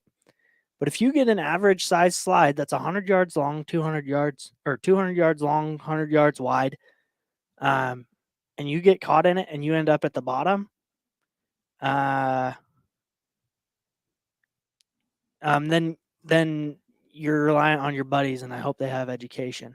So yes, swimming action, that's exactly what you want to do while it's moving. The question is, so at that point, can you use a swimming action to help yourself? Yes, the swimming action, along with an airbag in this situation, is your best bet. You're going to want to try and swim yourself to the top if you can tell which way is up. Yeah, no kidding, right? Right? Because you could end up swimming yourself right to the bottom of the freaking pile. If you hit rock, turn around. Right? But if your head's exposed and you can see out, you know where you're at. So if you're up on top, yeah. You're going to do yourself best by keeping your head up out of the snow, right? So you might turn your back uphill and do like a backward swimming motion, right? Keep yourself up out. What happens with the asphyxiation is as you're breathing, it creates an ice mask around your face. And then you end up asphyxiating because no oxygen can get in and you're just breathing out carbon monoxide or carbon monoxide. Yeah. And you end up suffocating yourself. Jeez. That's insane. So we got good trails around Ontario. Yeah, they're sounding better and better, aren't they? Yeah. So no, those are great. Throwing sparks, Bobby O, those are great points, questions. Love it. Keep them up. Like I told you, our flatlanders love it. I wish Troy was in the chat too. He's a mountain guy as well. So it's pretty crazy. But this airbag is on your back, not on your front, when you're wearing it, right? And so when you're doing backward swimming motion, is this thing inflated at that point in time? You would hope so. That's where our Be Rescue Ready challenge comes in, right? Because that includes being able to deploy your airbag. You have a handle up here on your shoulder. Depends on which bag you have. My handle is on my left shoulder on my Ortavox. Hang on, Jay. We'll get to yours here in a second. I love this. This is great. So on my Ortavox bag, my handle's on my left shoulder. A lot of people don't like that because they want to be able to keep a hold of their throttle side of their bars with that hand. So they want their handle on their right shoulder and they want to be able to reach across and grab it. Because why is that though? Like the Avalanche is coming down, they're going to try and ride it out.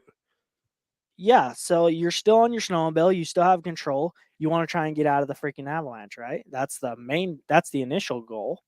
Get out of the slide path if you still have control of your sled, right? So a lot of people's thought process is you want to be able to reach, you want to keep your throttle hand on, and you want to be able to reach across with your left hand, grab your trigger, and deploy your bag, right? A lot of people can't. They just don't have the flexibility, or they're too out of shape, or I don't know what their excuses are, but they can't reach up with their left hand, grab it on their left shoulder for some reason. I have put on so many different variances of clothing to try and get myself to the point where I could not comfortably just reach up and grab it and not have to strain. That it's insane. So for me, that's not an issue. I have no problem having my handle on my left shoulder because I can reach up with my left hand and grab it. But I take very good care of myself. I work out and I work on my mobility a lot. And so that might have something to do with it. I don't know. Yeah, cool. So Bobby O says, SledAdx, thank you. You honestly might have saved a life down the road from one of us in the chat. Thank you. And he gives you a beer emoji. And then Jay, he says, say I'm headed up the mountain and end up driving into the slide. Do I bail or try to ride as long as I can? Stay with your snowmobile as long as you can, because that's more volume in the snow, right? So if you can stay spreading out, you're spreading the area out, right? Yeah. Right. So you want to stay with your snowmobile as much as you can. There's a good chance you're not gonna be able to hold on to it. If it's a big enough slide, it's gonna yank that sucker right away from you. Yeah. Here's another all-terrain TV, right? So if you can't move, but you can move just enough to pull the bag, those have enough inflation power to move the frozen ice and snow? He's asking. No, I'm talking completely packed, but you can somehow pull the trigger. It's not going to blast a hole for you. No, you need to have that bag deployed before you get buried. Mm-hmm. So you ideally you see or feel the avalanche hit. So when you're in an avalanche or near an avalanche, it makes a pretty significant whoomphing noise, like a whoomph under the snow. Because what that is it's a weak layer of snow underneath collapsing, and the whole top layer falls down on top of it. And so it's pushing all the air from that weak layer up out. That's what makes that whoomphing noise, right? Yeah. So you're going to hear it if you're in it, right? And then next thing you know, you're going to feel it because you're in it. And it's going to start pulling you ways you don't want to go, right? So at that point, hopefully you're paying attention enough to where you can reach up and grab that handle and pull it. Yeah. You want that deployed before you get buried. That was a great question because I could see where somebody could get confused there because we didn't cover that before. Yeah, well, that's the thing. When you think airbags, it's like the airbags in your car. Everybody thinks it's like this nice pillow of air, but when they go off, in a car, they'll break your nose and everything on your face, right?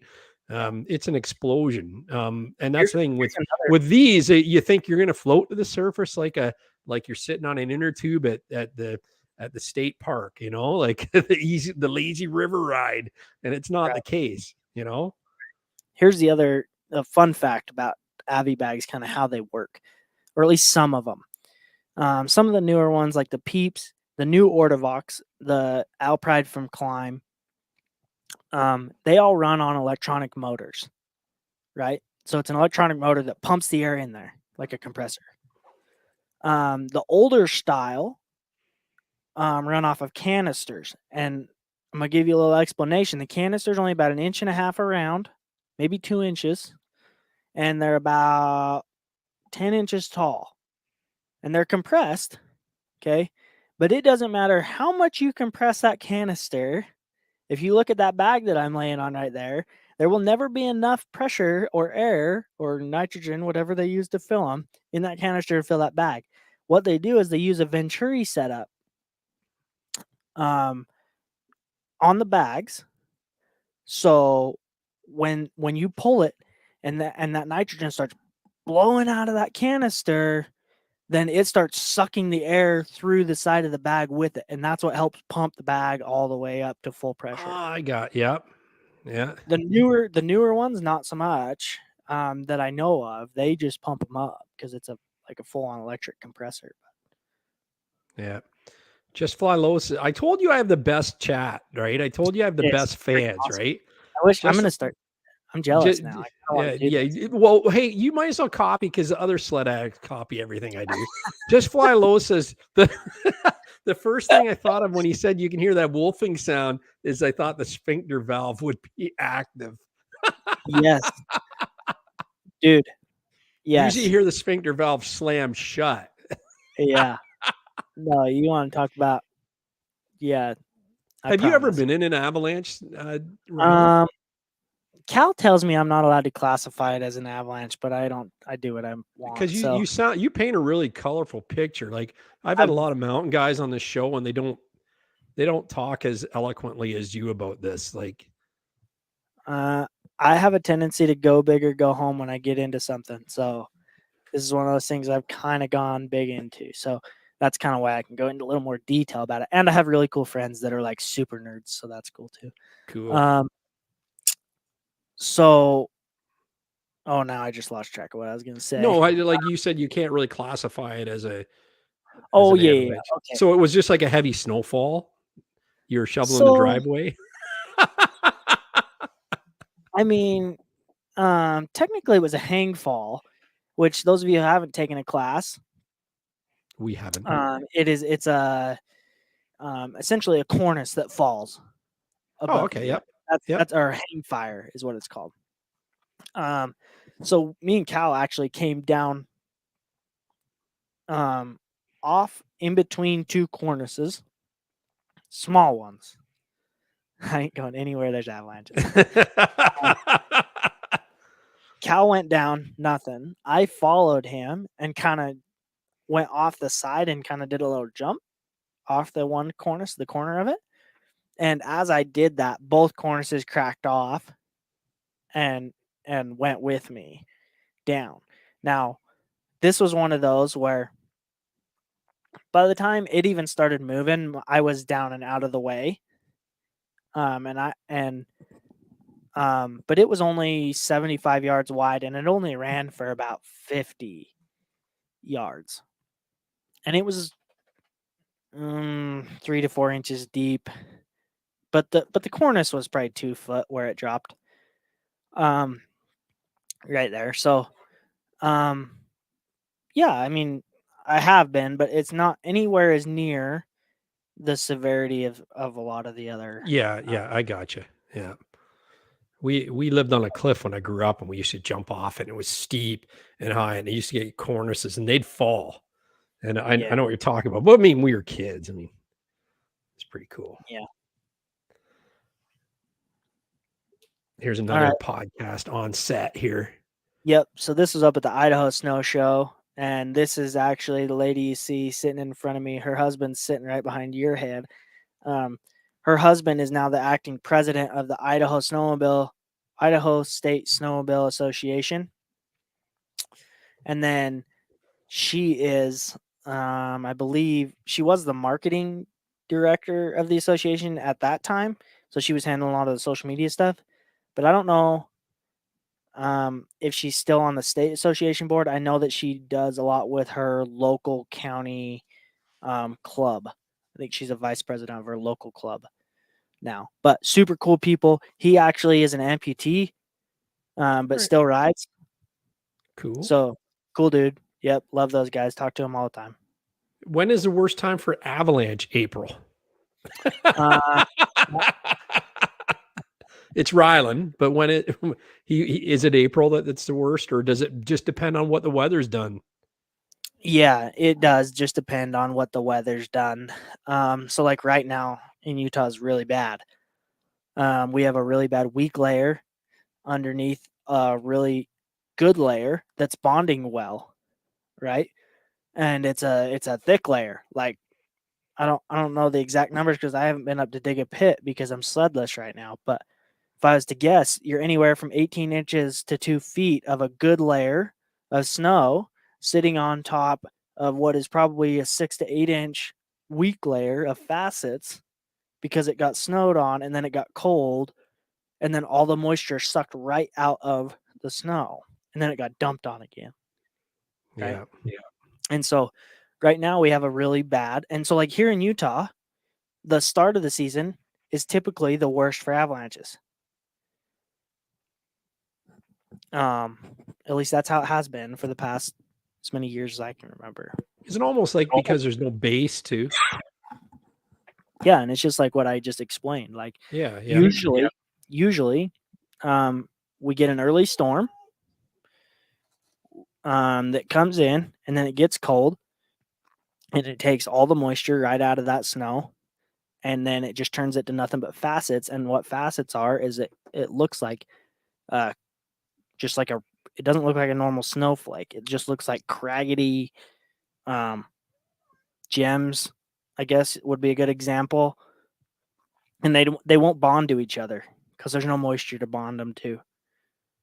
And so that makes them really weak and they can collapse. Is that what's falling now and behind me here? Is that craggedy gems? Would you say, or is that a snowfall? No, that would be more like a regular snowfall right there. Like you won't ever get like that style of snow falling from the sky. Like ice pellets, granulars, Pat says. Yeah. Yeah. Yep. Was this picture here with the Idaho State Snowmobile Association? They have trails closed, help access the fight. Is that trails to the mountain, or are they talk about trails like us flatlanders know? No, it's just like here in Utah. It's trails to the mountain. So Idaho and Montana and Utah are having really bad issues with people. Hey, give me 2 seconds. Let me let these dogs out of here real quick. That's all right. But no, thanks everybody in the chat. And I want to wish you guys a Merry Christmas and thanks for being with me for another season. This is awesome. It's season 3. We're at episode 70, I think it is already. I want to do 100 this year. And then, and we smashed 30,000 downloads on podcasts. So that's a really big goal. So thank you guys for that. You guys know who's listening to these podcasts. Obviously not the guys in the chat that don't even know what a podcast is. So, but no, do my homework and try and download a podcast. It's something else that you're interested in, and let me know what you think. Let me know if you get hooked on it. I think you will. Anyway, go back to what you were saying there. Sorry about that. Okay, sorry. So Utah, Idaho, Montana are having really big issues with private landowners coming in and buying up land from the state and then closing off what were snowmobile trails. And so that's kind of that's the kind of big picture of what you're seeing there on that poster. Idaho does a really good job on fighting those from a litigation standpoint because you have families like the Koch brothers who are they were primarily in Montana, but they have definitely made their way down into Idaho, and they will just go and put a gate in a road wherever they damn well please, even if they're not supposed to, and block it off because they think that they own it or anyway. So that's kind of a big picture of what they're looking at there. Wow. Yeah, it's kind of no different than what we deal with here too. I mean, that's a little different, but we still have to go and talk to the farmers and get access to those trails and fields and all that stuff, right? Yeah, for sure. Bobby, I'm just north of Park City in a little town called Morgan. So, yeah, cool. Where you at? Park City or north or down by Zion? That's cool. Yep. Yeah. And they gotta love your dog. They love your dogs. He said, "This is a great crew. I got the best crew." You do have the best. I told you that too. I said it's amazing. It's amazing. It's every week. Sometimes they're not they're not asking questions. They're talking to each other, and it looks like a few of the guys dropped off, like Corey and stuff. But they get talking about sleds, and as the season ramps up, like January, it's crazy. We'll have double the numbers, and it's everybody will be chatting and carrying on. Oh, yeah, I love that. It's a good time. I think this is great. I love being able to interact with them. Yeah. Oh, it's fun. It's fun. What are we looking at here? This is a great group here. The big picture. Yep. Very back of the table is Melissa Wagner. Oh, right on. To her left with the blue hat is David Wagner, her husband. Is that the Iron Dog guy? Yep. Yeah, right on. We should get those two on my show. You should. Yeah, I'll hook it up. Yeah, let's do it in January because they'll probably be heading out like end of January kind of thing. Yeah, he's usually in Alaska like all of February. Yeah, make it happen. Love the chat. She's awesome. She's such a character. Yeah, for sure. We can make that happen. To the left of him is Papa Dave. That's Dave's dad. Sweet. He's a bad dude. He's a freaking cool dude right there. Yeah, right on. Never judge a book by the cover, I'll tell you. Yeah. Yep. Dude taking the pictures, Rick Schursel. I mentioned him earlier. Altitude sickness. I'm not sure, to be honest, who the lady right behind him is. I don't remember. The guy sitting behind me is Justin Walker. He goes by Brap Chap out of Idaho. I want to say Idaho Falls area. And then I don't know if that's his. It might be his wife right behind him, but I'm not 100% sure. And then obviously my wife next to me. Right on. Perfect. Good crew. Good looking crew.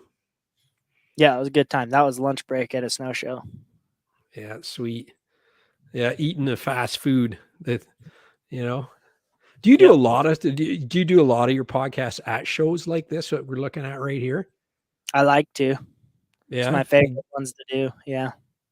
Yeah, I had a good time. I took my mic, and you can see at the show there's a mini series on my channel where I had 4 or 5. I got more to put up, but the Toronto show, and I just went around with my 3D printed microphone and I interviewed a bunch of people, and what a hoot, because everybody's in a good state of mind, right?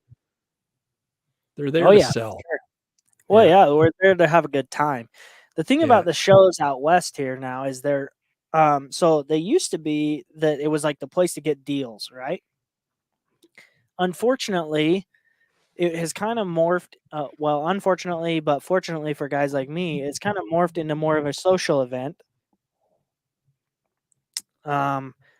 Where if you know what's going on, you can go to these events and see people that you see on Facebook or Instagram and get to talk to them.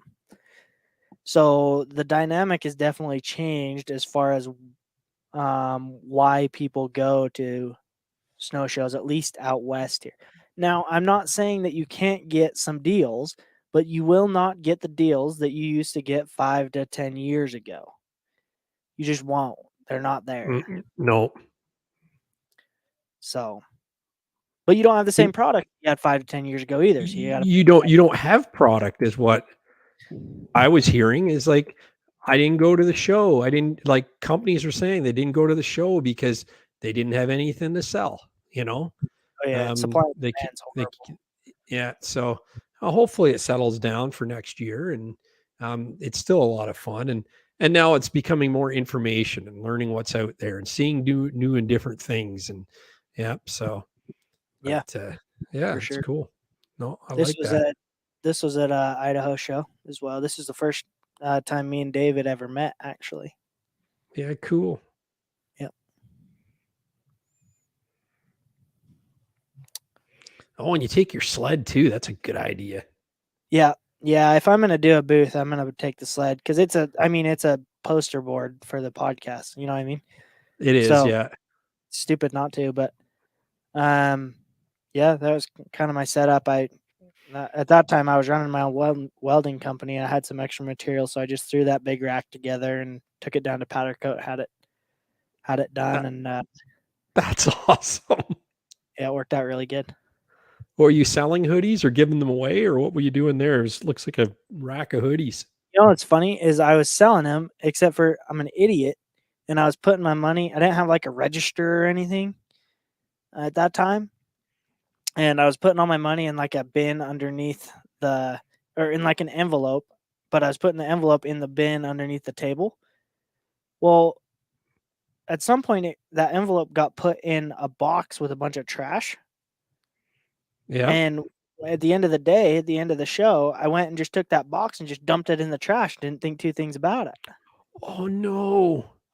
Well, I had like $450 that I had made off selling hats and hoodies and crap, and I just dumped it right in the trash. And by the time I Oh. realized it, I was already home, and there was not a chance I was getting it. So No, there's some bum out behind the convention center just laughing. yeah, I had to chalk that up to a dummy mistake there. So Yeah. I have a register now. And your wife probably comes, picks it up, and takes it lock and key. Yeah, no, she ain't letting me do that again. No, I bet not. That's wild. Summer trip. Well, Yeah, it was cool. trip for them. They come out and see us a couple times during the summer. And that's Melissa and Dave? Yep. Yeah, right on.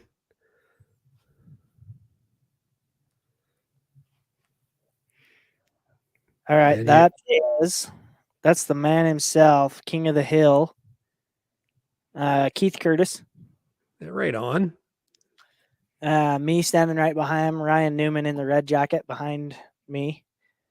So we had a sled that was giving us fits, a Polaris, and we couldn't figure out what the hell was wrong with it. It just wouldn't start.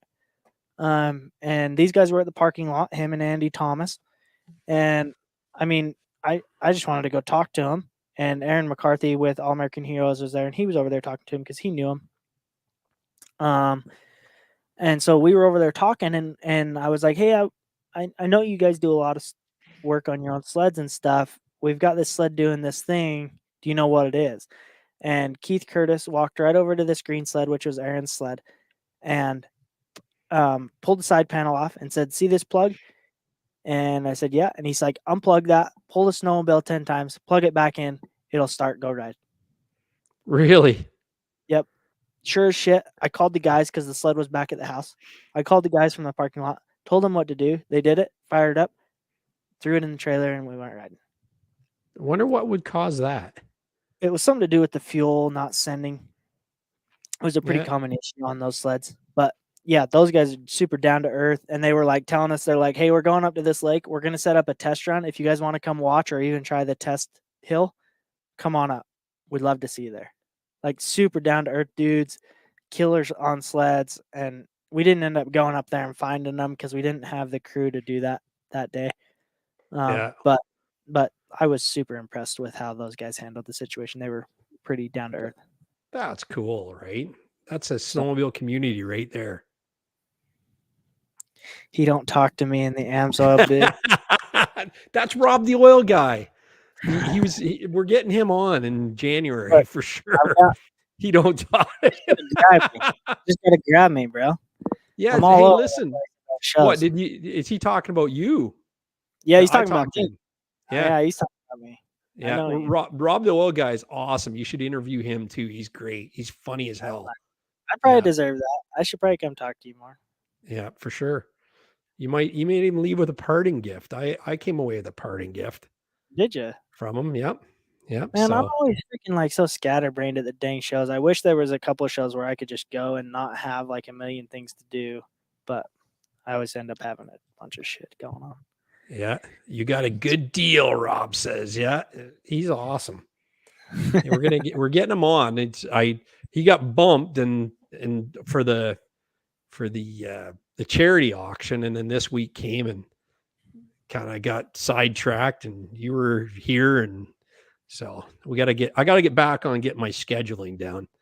I'm not forgetting about you, Rob, the oil guy. You're coming That's a in. tough one for me too, Yeah. scheduling. Yeah. Oh, it is, like people think it's easy to do this, and it's not. Like that's the first thing I said to you when we first talked was, no, do you have to sit there and beg, borrow, and steal and rebeg and find guests? And it's not easy, man. Yeah, it's tough. Yeah, It's tough. it's really tough. So yeah, it's a thankless job, but it's not thankless when you have guys in the chat thanking you all the time. So you just, when I get bummed about, oh man, like, should I do it? And then you get somebody sending you a message or an email or whatever, saying how great it is. Right. And then you look and you've got 30,000 people download you. So we have 30,000 kilometers of trail in Ontario. So for every kilometer of trail, somebody's downloaded my podcast. Yeah, that's crazy. Great? Isn't that awesome? That is awesome. Yeah. I had that, I had the same thing happen to me this summer because I was feeling pretty down and out. I knew I was going to be sledless, and just out of nowhere, I had like 3 or 4 guys all within 2 weeks, and girls. There was a couple of girls in there that just hit me up on Instagram and just were like, "Hey man, just want to tell you thanks for doing the podcast. I just got caught up. Hope you get jump back into it and post some more."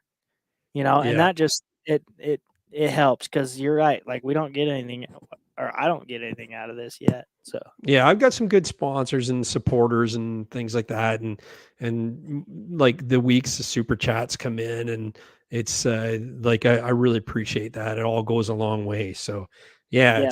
It's really good. So we're no Joe Rogan or Lance Armstrong. There's Lance Armstrong. So they say Lance Armstrong, when he was riding in the Tour de France, would be about $1 million or a couple $1 million was what his take was on that. And this year he started a podcast for the Tour de France, and he made an estimate, and they say it's low, $20 million. You're kidding me. Not kidding you at all. Yeah.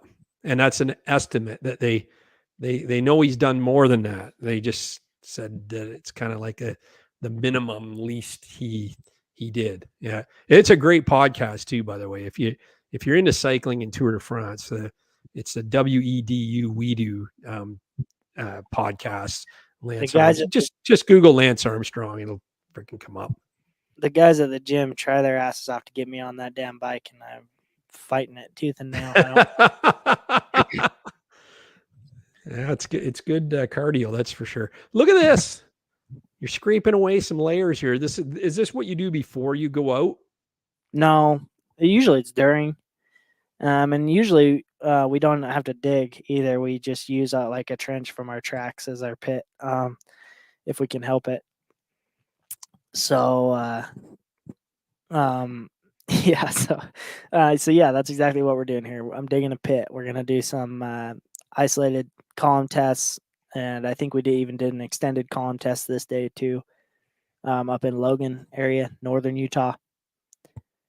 So yeah, that's what we're doing. I wish it was a better picture and we could actually show you. I think there's another picture coming up.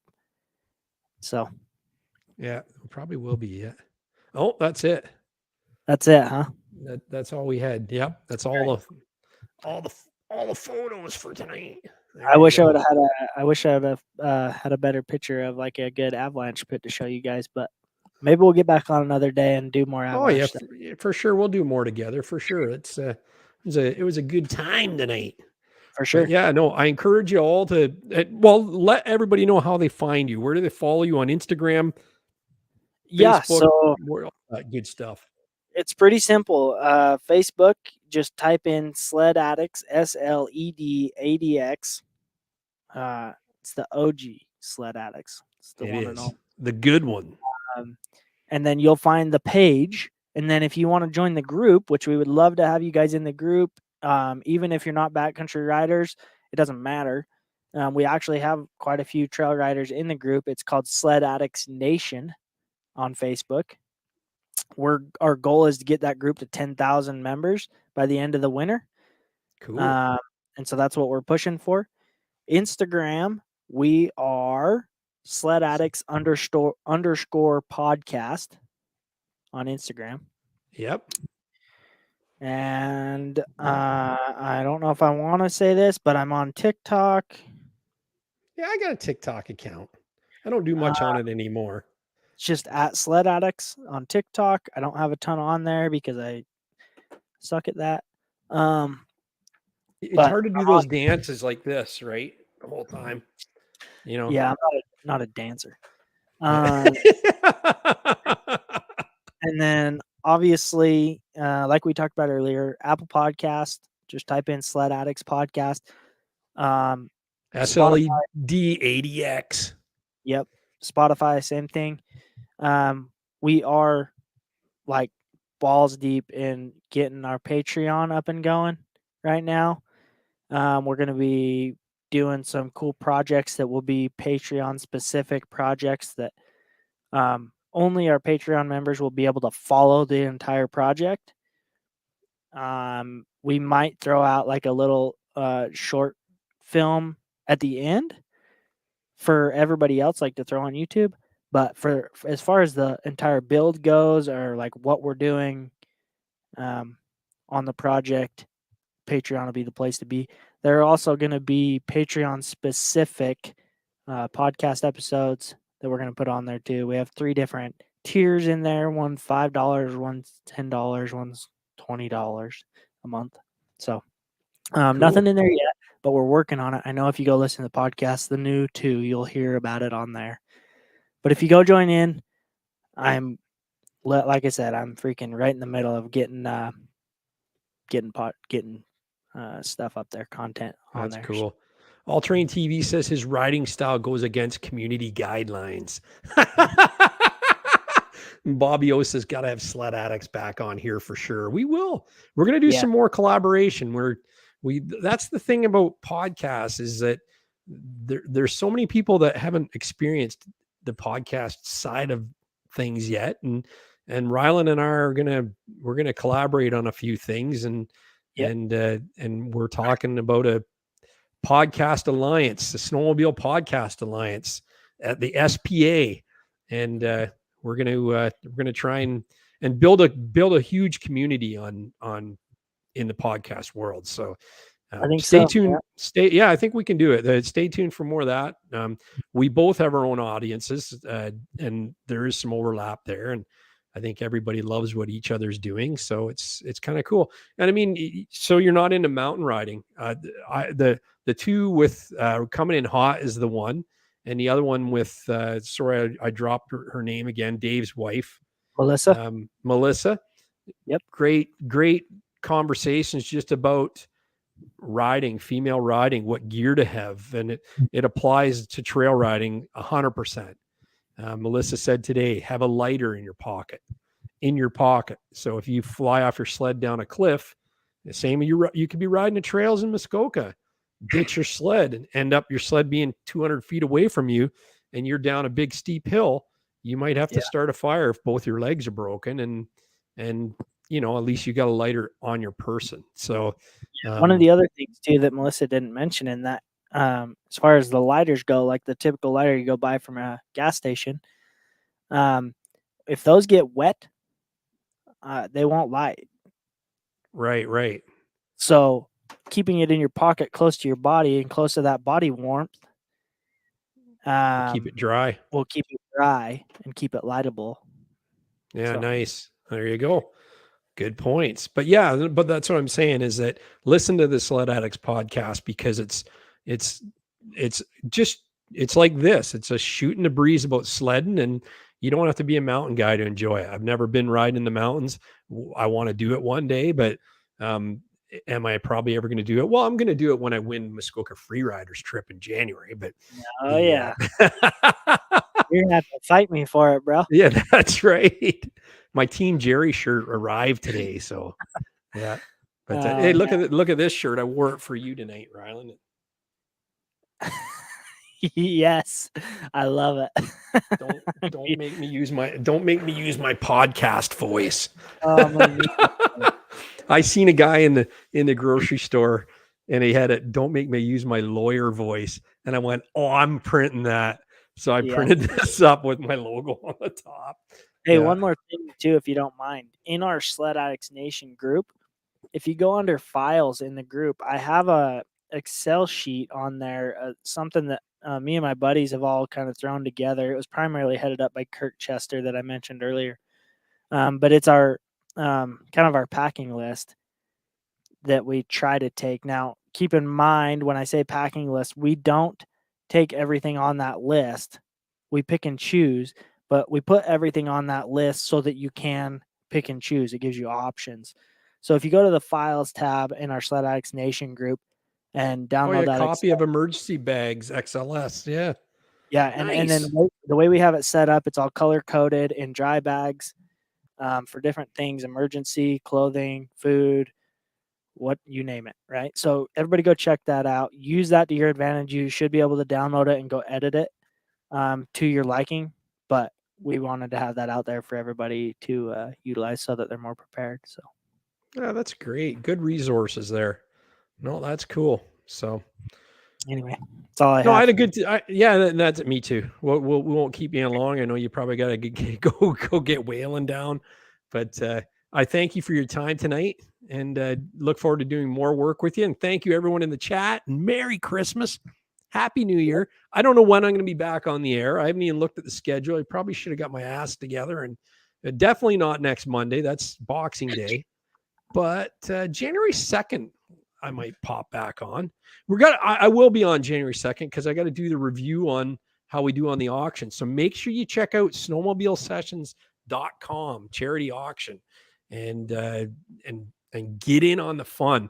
It's going to start getting really good. And if you follow me on Instagram and Facebook, MUDBRATS, SNOWBRATS, subscribe to me on YouTube, hit the like button right now. And but if you follow me on Facebook, it gets pretty rowdy as the days come in. Last year was a lot of fighting over stuff. Who's going to win what? So, and we got a kids mini Z MXZ 200 2023, and that's going to be crazy when it gets down to the final day on that. So, yeah. All Train TV. He's got a YouTube channel. He's going to make a video of his pack with camera gear and first aid, but also want to start a can cooker weekly recipe show. That's great. Oh, that'd be sweet. So, I'm going to follow for that for sure. Yeah, for sure. Yeah, there's a really good guy, Maddie, the chef. He's got some muff pot cookers episodes, which are just too funny. So that's awesome. Yeah.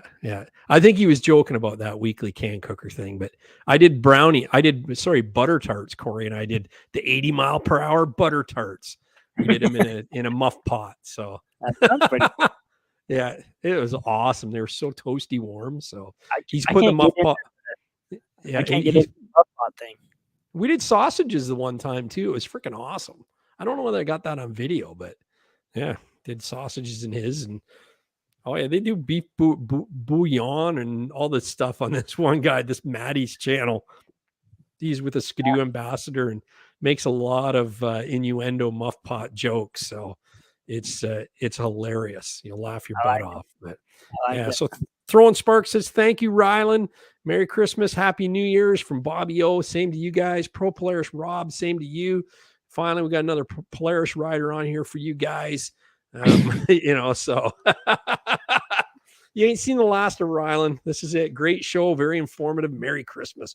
Ross McPherson says, I'm going to roll the credits. If you're watching the replay, there's 2 more videos here I think you're going to like to watch. And again, subscribe, like, share, and follow SledAdx Podcast and Snowmobile Sessions and Summer Sessions Live on wherever you get your podcasts. That's about all I've got to say now. See you guys next week. See you, buddy. See you.